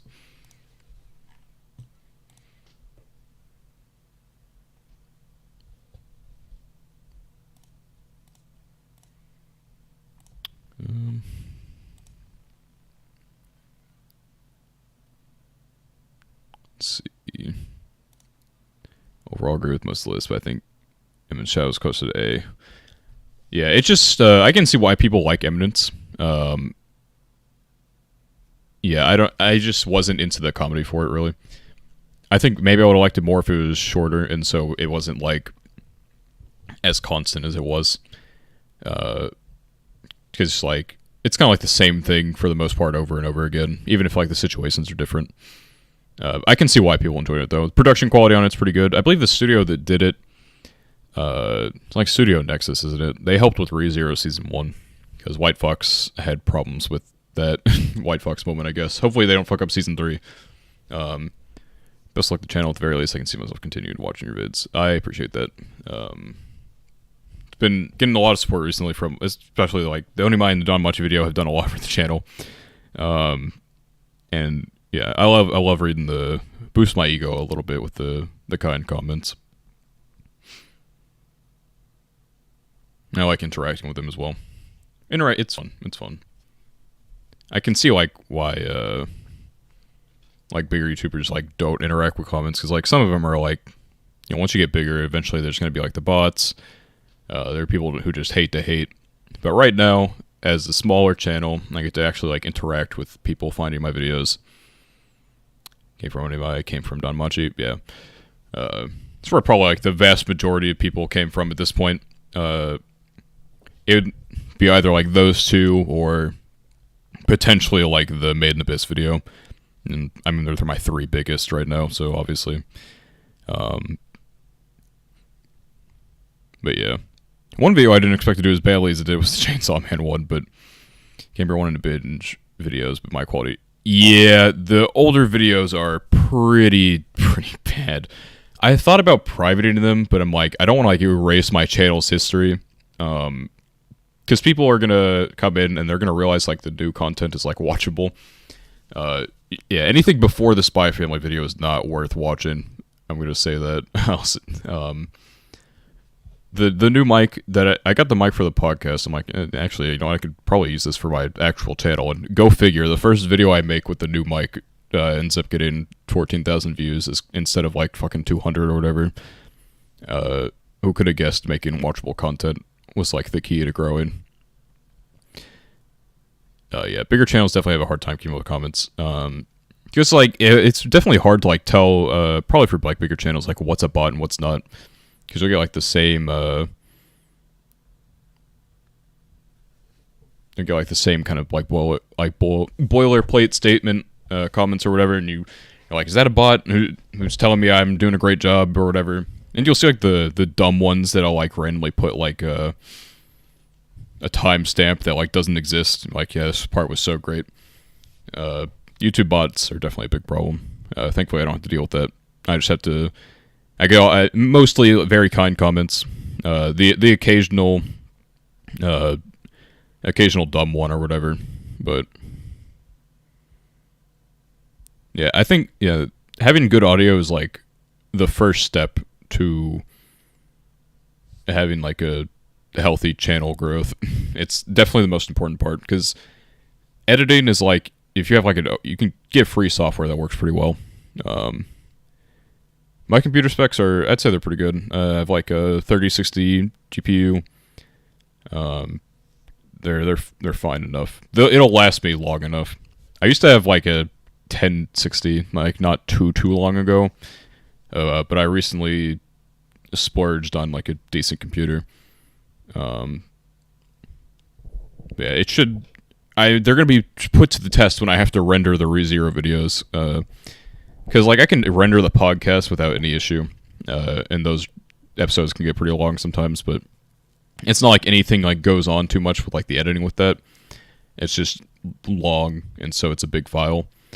But the ReZero one's going to be like extremely heavily edited, high quality, and so that is like that should probably be a bigger worry than I've let it be at this point. To like, if I can, I mean, it can probably do it if I just like close everything. If I do struggle, then just like close all my tabs and stuff and let it just run on its own. But it'll probably be fine. This mic is actually like relatively cheap. It was like $60 or whatever, which like, you know, I'll definitely upgrade it again at some point in the future probably. But for right now, it's like, it's good quality, and I haven't really done much with it. Maybe like tweaked a few settings in OBS or whatever. But other than that, it's a pretty cheap mic. It takes up a bit of desk space because it's like on a tripod instead of like a handle. But it's like the biggest upgrade to my what's it called at this point? My setup at this point would be a second monitor. So like if I wanted to play games, I wouldn't really be able to look at like the. You probably saw my mouse moving around and stuff. It's just a different tab. It's a good thing about OBS. I don't have to like record the whole screen, so I can actually use other tabs even just with this one monitor, and still be able to look at the YouTube chat and the stream analytics and stuff like that. Whereas like, I don't know, if it was like straight up recording the screen, that'd be a much more difficult thing.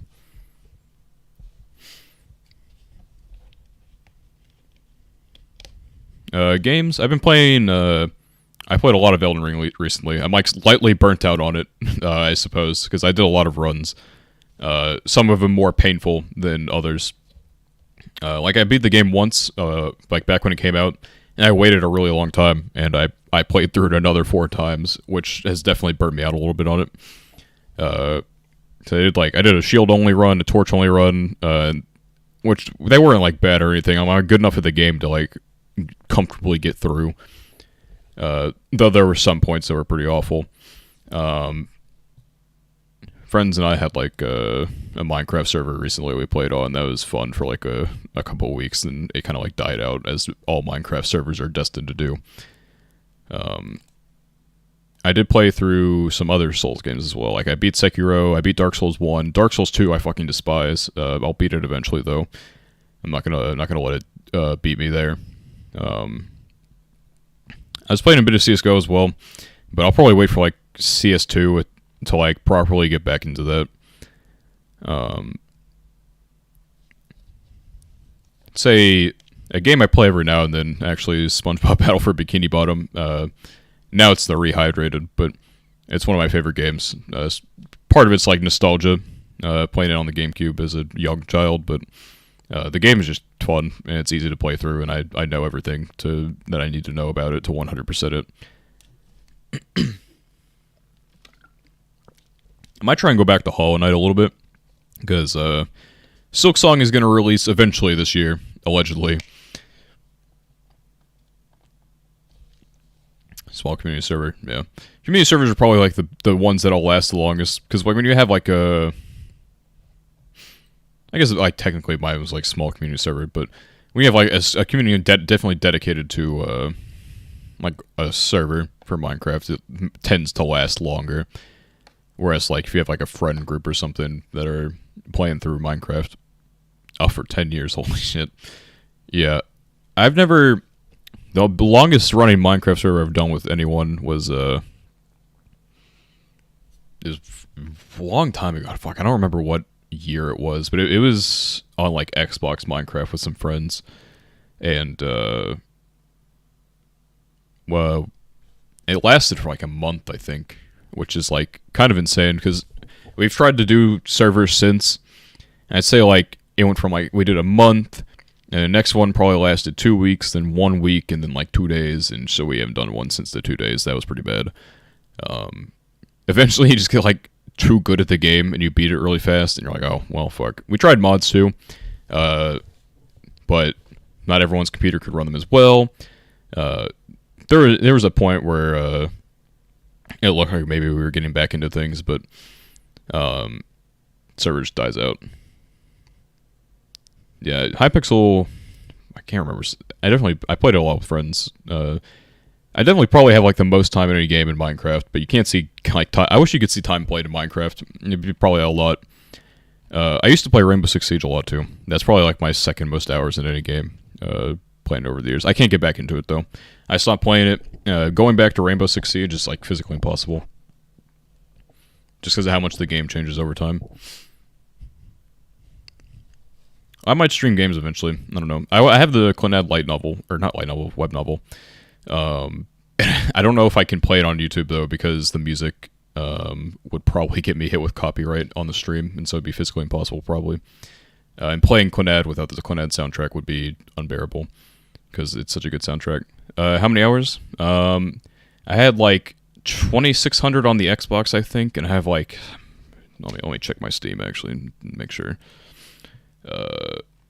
Where is Siege? Here it is. And I had 500 hours on Steam when I switched to PC. So I have like 3,000 plus hours in Rainbow Six Siege over the years. Play chess. I suck at chess. I would be so bad at chess. I generally know the rules for the most part, but I get wiped online for sure.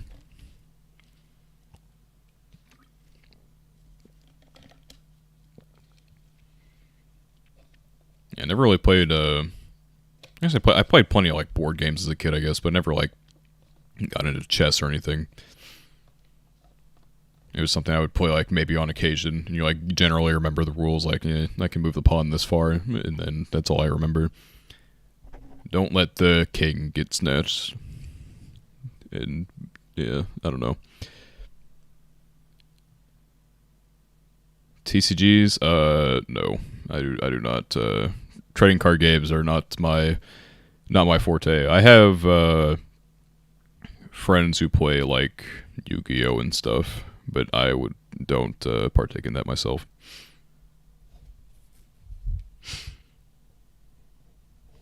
It's like, as a kid, I collected Pokemon cards like every other child, but I gave them to my cousin for like $10, I think, or something. Big mistake. I don't think I had anything worth any money in there, but maybe I did, and I'll never know. I used to have, fuck, dude. I gave away old Game Boy games as well. Big mistake there. I had like the original Red. That probably could have sold for a good amount. Because I mean, emulation is just it's probably just a better way to play things at this point. Yeah, Yu-Gi-Oh! I've watched like a friend play it like on occasion or whatever, and he'll take like 10 minutes for like one turn, and it's just like, how the fuck are you even know what's happening right now? No Pokemon or anime till you're 15. That's tough. Yeah, like I guess a lot of parents are like that. I think it's good to monitor what your kids are doing, but I feel like some are a little too scared of things. Like Pokemon is like pretty harmless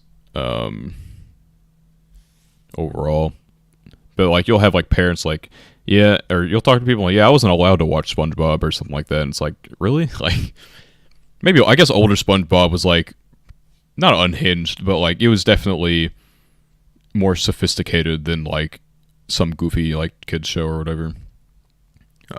Now it's definitely a kids show. Anime was from the devil. Yeah, that's I mean, maybe some. There are definitely some anime that were probably made by Satan himself with how bad they are, but I don't know. I'll let my kid watch, or if I ever have a kid, which, you know, I plan to. I like the idea of a family or whatever, but yeah, I'll have to like definitely curate their taste palette. Don't let them get into anything trash. I don't know. This is a hobby I plan to keep up for however long I can. Just enjoy the medium. Hand-me-down laptop at 10, used to watch. Yeah. My cousin introduced me to anime. Well, kind of. I watched DBZ or whatever on TV. Didn't know what anime was at that point. I guess I also watched Pokemon as a kid too. So Pokemon was probably my first, but like DBZ is like probably the first proper experience of anime. And my cousin eventually introduced me to Fairy Tail, which probably got me into like the greater anime experience.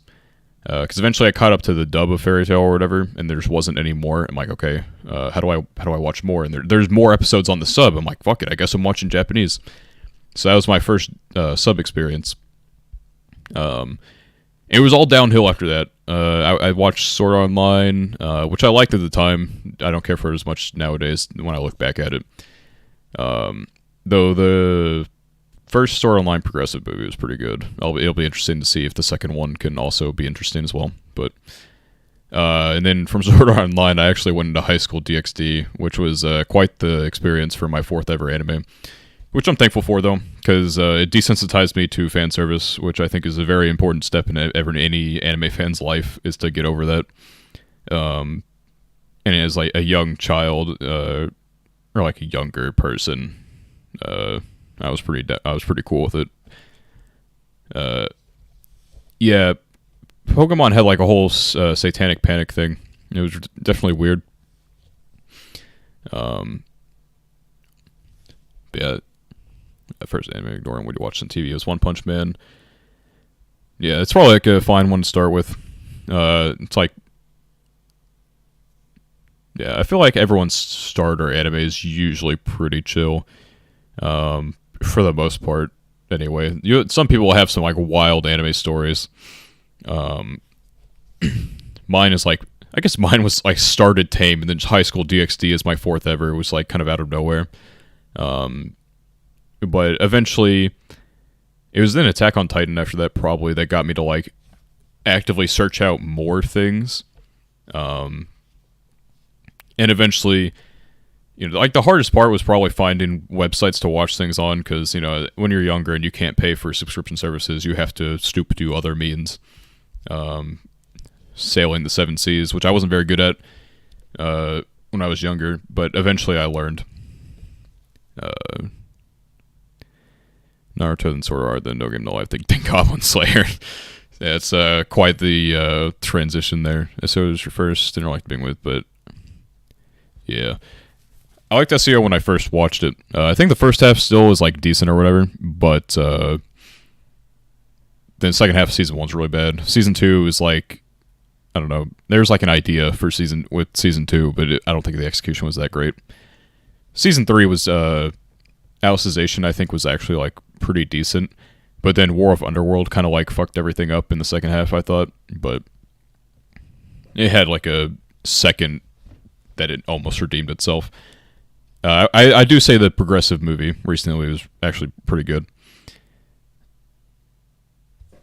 Yeah.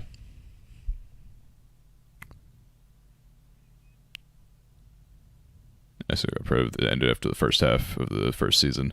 Yeah, I don't know if I would say it was like repetitive, but they needed to stick with the concept of the first half, I thought, which is what progressive does, and it expands on things and makes it much more interesting.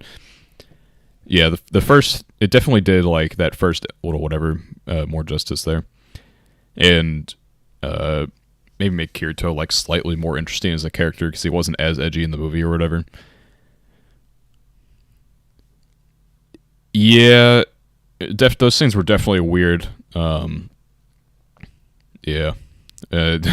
Thankfully for me, I watched the first half of SAO, and then I watched High School DxD. And so by the time I got to the second half of SAO, and like season 2 and stuff, I was completely desensitized, so I got lucky.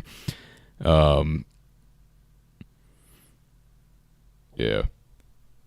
I can only imagine being like, you watch Sword Art Online or whatever, and you're like, man, that was pretty bad. And then No Game No Life can be a little weird. I wasn't too big of a fan of the anime. I love the movie for No Game No Life, which I like. Most people are probably opposite of me. Like they like the anime and don't like the movie that much, or maybe they like both. But I wasn't too big of a fan of the anime. And then Redo of Healer's first anime, yeah, that was something I watched for sure. I won't say. I still think Gamers is probably the worst piece of media I've ever consumed, but Redo of Healer was like downright horrendous as well. The lowest rated thing on my list for sure. Yeah, I don't know. My Hero at the start was definitely overrated. I thought season 1 was ass. And everyone's like, oh, season 1's so good. Like, no, not really. there were like parts to season 2 that were pretty interesting. I think season 3, like like the first half of season 3 for My Hero was pretty good, but then like the second half, like it climaxed at like the halfway point and then just went into something that wasn't particularly interesting uh, at all. Yeah, My Hero is like, I don't despise it as much as some people do, but I don't care for it too much.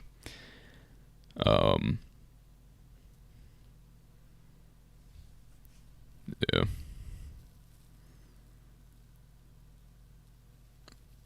Yeah, I think My Hero season 6 had a lot of like good ideas for like where to take certain things. I'm not too big of a fan of what's going to come in like season 7 or whatever. I haven't been in terms of like, I'm still behind on the manga, so like maybe like picked it up recently, but I kind of doubt it. I don't know. My Hero is pretty good art, but like the fights are like obnoxious to read because they're like really like awkwardly done.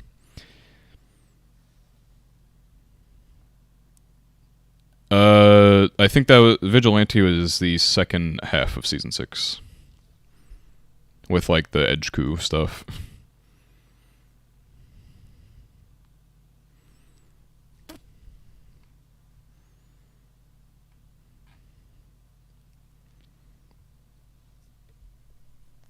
But yeah, I mean, surely season 7's the last season, right? I think the manga should be ending soon, but I don't know for sure. Yeah, Todoroki's like family stuff has always been like the most interesting part of My Hero. Like, I don't know, probably like the definitely like the most well written and explored part of things.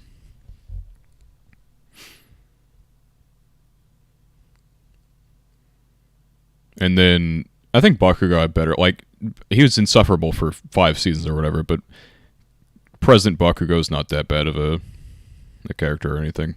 I think he grows to a correct place, which is, and you would see like people on Twitter complaining about it, like, oh, he's not the same anymore. I'm like, well, do you want him to be an insufferable piece of shit? Yeah, I don't know.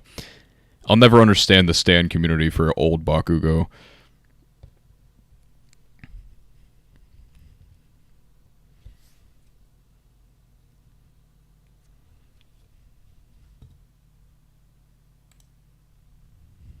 Just such a weird thing. Anime Twitter's weird. Anime Twitter is like actually insufferable. I don't typically look at it much. Um, I'm sure it'd technically be better for me to like get into it and like technically network and like meet people and stuff like that. Like, oh, fuck that, dude. Oh my goodness. The day I have anything to do with like, especially Shonen Twitter. Shonen Twitter is actually so bad. Or I'll put Trigun Stampede. Oh, I've not watched any of Trigun actually.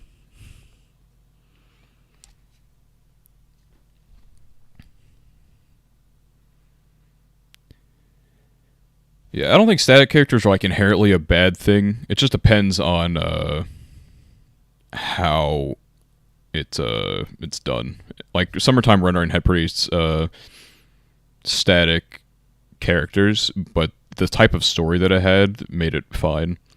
I have watched Daily Lives of High School Boys. I don't want to say it's my favorite. I would say it's one of those things where it's like sometimes the comedy was really funny and sometimes it didn't hit that much. But I had fun with it generally. I watched it with a couple friends. Comedy anime is definitely always better with other people, I think. Yeah,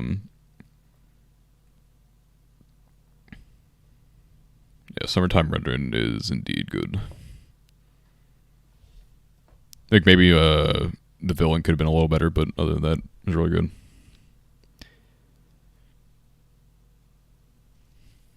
Yeah, I haven't done anything with the... I don't know if I want to read One Piece now, or because I've always said I'm gonna wait for it to end and then I'm gonna read it. I'm definitely not watching it. Fuck that.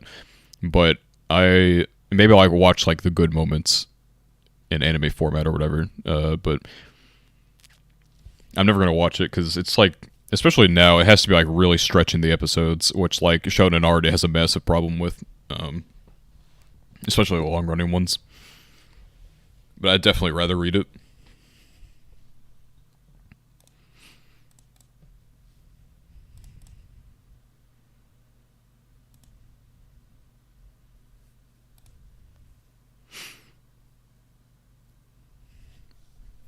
Yeah, To Your Eternity season 2 was a little, I don't know.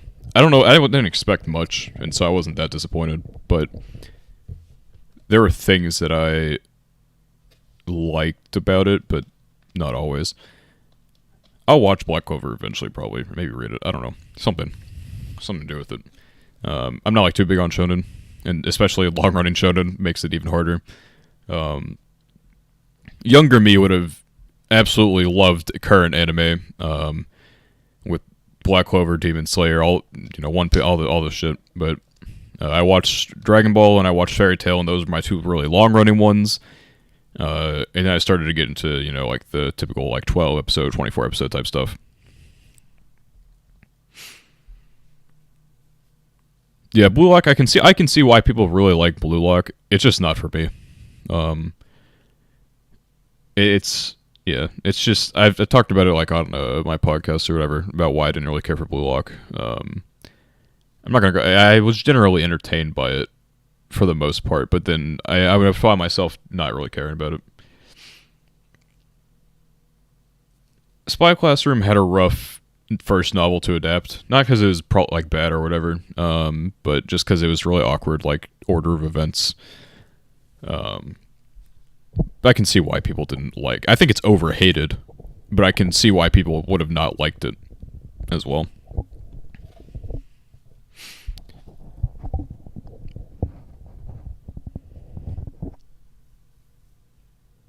Like they were definitely like it has a really low score, but I don't think it deserves as low a score as it has. Because there are definitely worse things out there.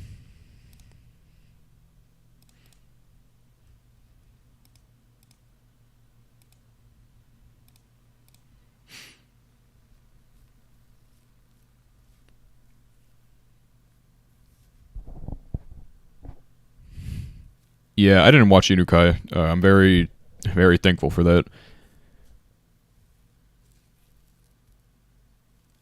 Yeah, I don't know how smartphone is actually apparently really popular in the West, which I don't understand. And I don't understand how it has over 20 novels. Which, like, surely the story can't be that complex to where it needs to go on for that long.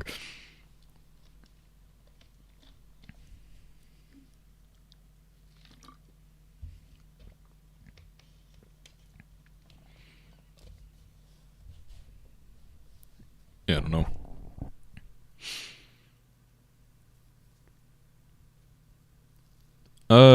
I would need Vinland to end before I have like a proper opinion on Vinland Saga. I would say it's definitely up there though, obviously. Yeah, I don't.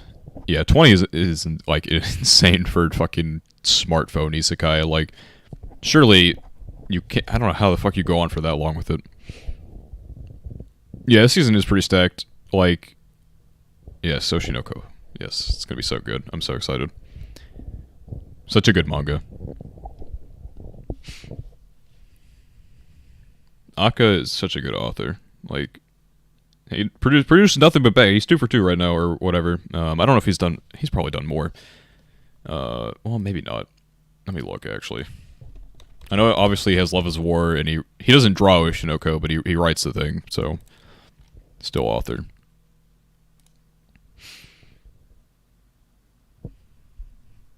Fall 22 was. I don't understand how. Man, I hate that Crunchyroll did not include Fall 2022 in the awards. That Crunchyroll awards ceremony needed a good injection of like Bocchi the Rock and Chainsaw Man, just like spice things up a little bit. Yeah, the music from Oshinoko so far, like what we know about the music so far, the OP sounds fun. The ED also seems like it slaps, so I'm really excited for that.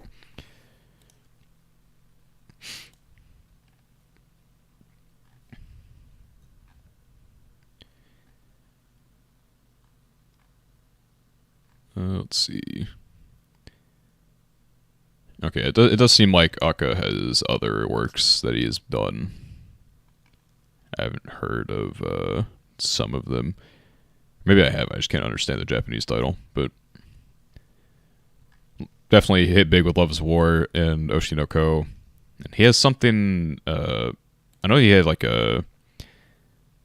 like a Twitter contest where he determined who was going to draw his next manga via like Twitter drawing contest or something stupid. I don't know when that's going to come out though. I'd love a Love is War spinoff though. I read the manga and I would like more from like certain characters, I'd say, but we'll see. Maybe we'll get that one day. Yeah, I think Oshinoko, I don't know it's going to be handled well. I pray it's going to be handled well. But an hour and a half first episode, I feel like that shows the dedication to the project, for sure.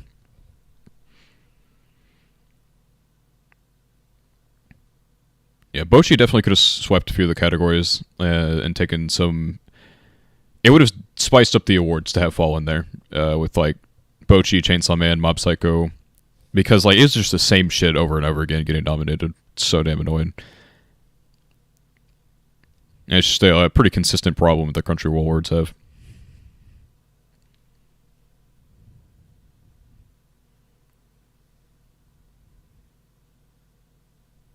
Yeah, and especially with the voice talent as well. I believe they did a pretty good job picking with that.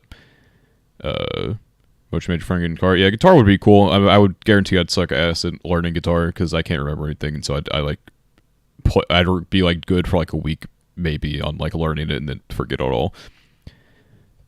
Hello, Eddie. We're a little done with the tier list here, but still talking a little bit.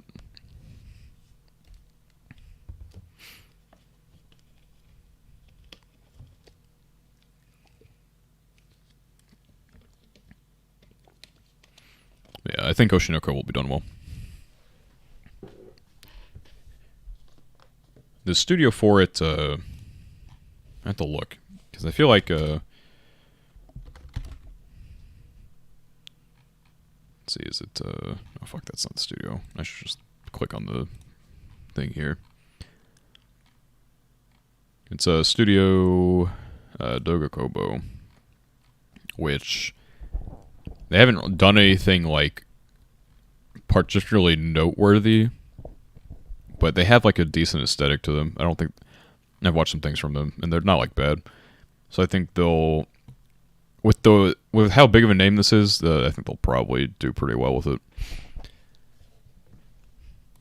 And that first episode will definitely be really fun. Well, you know, it'll be fun as like a manga reader. It'll be interesting to see because it's already a pretty popular manga. It'll be interesting to see how the anime community reacts to it. Because for a lot of people, like maybe people like in the manga like know about it, but the general anime community maybe hasn't like heard too much about it.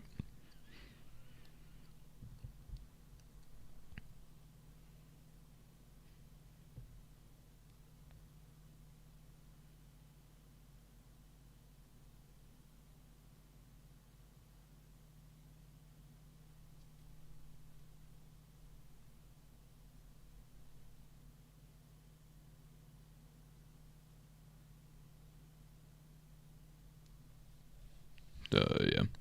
We have been going for about 2 hours now, so I think, and since we're done with the tier list here, I think I'll probably end the stream. We'll get to the 2 hour mark just to have it get to 2 hours for goofy funness. But I do appreciate those who have come out to watch the stream, talk and chat. It was fun. It was first live stream, so I'm sure it wasn't perfect by any means. I mean, I literally had a fucking picture of Onimai on the thing because I forgot to put it on the tier list. But in the chat's not like the greatest spot. It's a little scuffed, but we'll get there.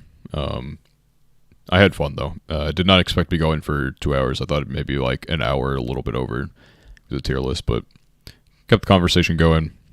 No one was an asshole, which I really appreciate. I love discussing anime and stuff, but some people definitely are not the kindest. I do not have a Discord. I could set one up. I suppose like the community's getting a little bigger. I guess my one concern, well, I guess I have a Discord, but I don't have a Discord server. But yeah, I wouldn't have like a mod or anything, so I'd be like trying to handle the Wild West myself. Yeah, and of course the VOD will be up if you wanted to watch like some of the earlier discussions and stuff. I don't know what I'll do for next stream. I don't want to like just have the tier list or whatever. I guess I could do like weekly anime discussions throughout the season. I don't know if I. The hard thing with that is like not everyone's watching all the same stuff, and so like I don't want to spoil anything. But at the same time, like obviously, if I'm going to be discussing, yeah, I think it'd be fun to do like weekly like talk throughs. Yeah, I want to try and push this channel as far as I can, because I'm having a lot of fun with it. Channel's been doing well. As far as a disc, maybe I will. It's something I'll think about. There are a lot of things that I'm like, I don't want to like jump the gun on. A Discord would be fun though. It would be pretty bare bones though. I am currently awaiting YouTube partnership stuff, so I don't know what I'll do with that whenever I do, because like maybe like I'll get like some money from like the videos or whatever, and then I can put that into actually like bringing the stuff to life, like getting emotes and stuff like that. Thank you. I appreciate that a lot. It's fun. It's fun for me to talk about the writing of things. Not everyone does that. Like, obviously, there are a lot of aspects to anime that matter, like animation, voice acting, stuff like that. But I really, really enjoy. I enjoy talking about just the writing aspects of stuff, because I feel like it's such an underrated like thing to talk about. And a lot of people are typically fascinated when they do like end up like discussing it and getting into the the deeper details of things. Yeah, I'll consider a Discord, because I mean the community's not too big right now. I'm sure I could make one and like manage it without having problems. I would maybe need some like auto moderation on certain things, but I would hope no one in the current 1,000 subscriber community would join and cause massive problems.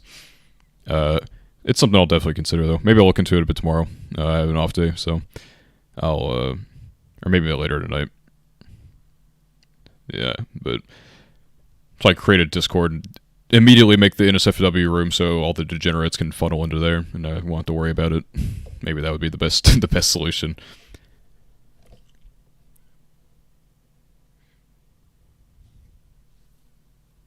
Yeah, I appreciate the offer. I'll look into things for sure. Communities are fun. Communities are fun. Meet new people, talk about things that we all love. Because like that is there's like one hard thing about like my style of videos. Not everyone's gonna watch the exact same things, and so whenever I make a video, maybe someone hasn't seen the anime, isn't interested in it, and so I don't want them to feel like yeah, major exams. Yeah, exams suck.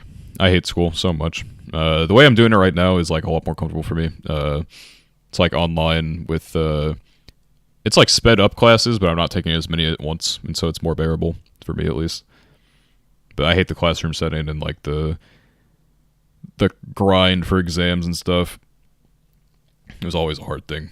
Thankfully, my high school had like a block scheduling as well, so I wasn't taking like 8 classes every day. That type of stuff is definitely would have overwhelmed me. I just not big on not big with school. Not that I'm not stupid. Like I'd say I'm relatively smart, but the motivation is definitely not there usually. But yeah, I guess a Discord for like pinging for, especially if I'm gonna like do weekly streams or whatever, it would make sense to have something like that. So obviously, like I don't use the Twitter too often. I'm like, I posted a video or something like that, and the few followers I have will maybe like it. And then community posts are, they're not like sometimes you may not even realize they're there. Like you have to put the picture or else people are going to scroll right past it because it's like not that noticeable. But yeah, I'll definitely think of ways that I can grow the community, make it more interesting. And over time, I'll get better with things over time. Graduating school this year, secondary school, not sure other countries after yeah, 6-month break, like, yeah. Like, honestly, work sucks too, but, I mean, work sucks, but you get money for it, instead of, like, school sucking, and you get nothing from it, besides, more shit to take home and hate.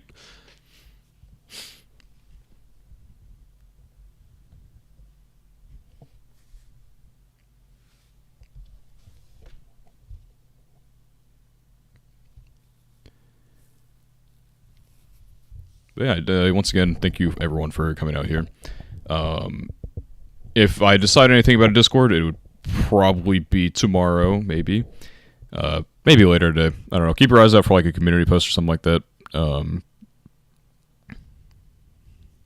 It'll be. I guess I'd like set it up too. I don't know. I'll think about it and put it together and stuff like that, and we'll go from there. But yeah, appreciate everyone coming out, talking in the chat, and interacting. It'd have been really awkward if it was like, you know, however many viewers and just no one's talking in chat. I'm like, well, fuck. Yeah, just be doing the tier list basically, but in live format. But yeah, I had fun. Definitely gonna try and be more consistent with uploading. Obviously, it can be hard because like I like to think about my scripts a bit. There's only so much content to make at any given time, but I have some nice things coming. But I would say the next video will be like slightly after the Oshinoko premiere, would be like the next projected time, I guess. Unless what I'm waiting for comes out before, then in which case maybe that would come first, but otherwise. But, yep. I think we'll just end it here, but thank you once again for coming out, and I hope I will see you all in another potential live stream. And well, yeah, definitely do more live streams in the future, but definitely looking forward to doing something like this again. Had a lot of fun.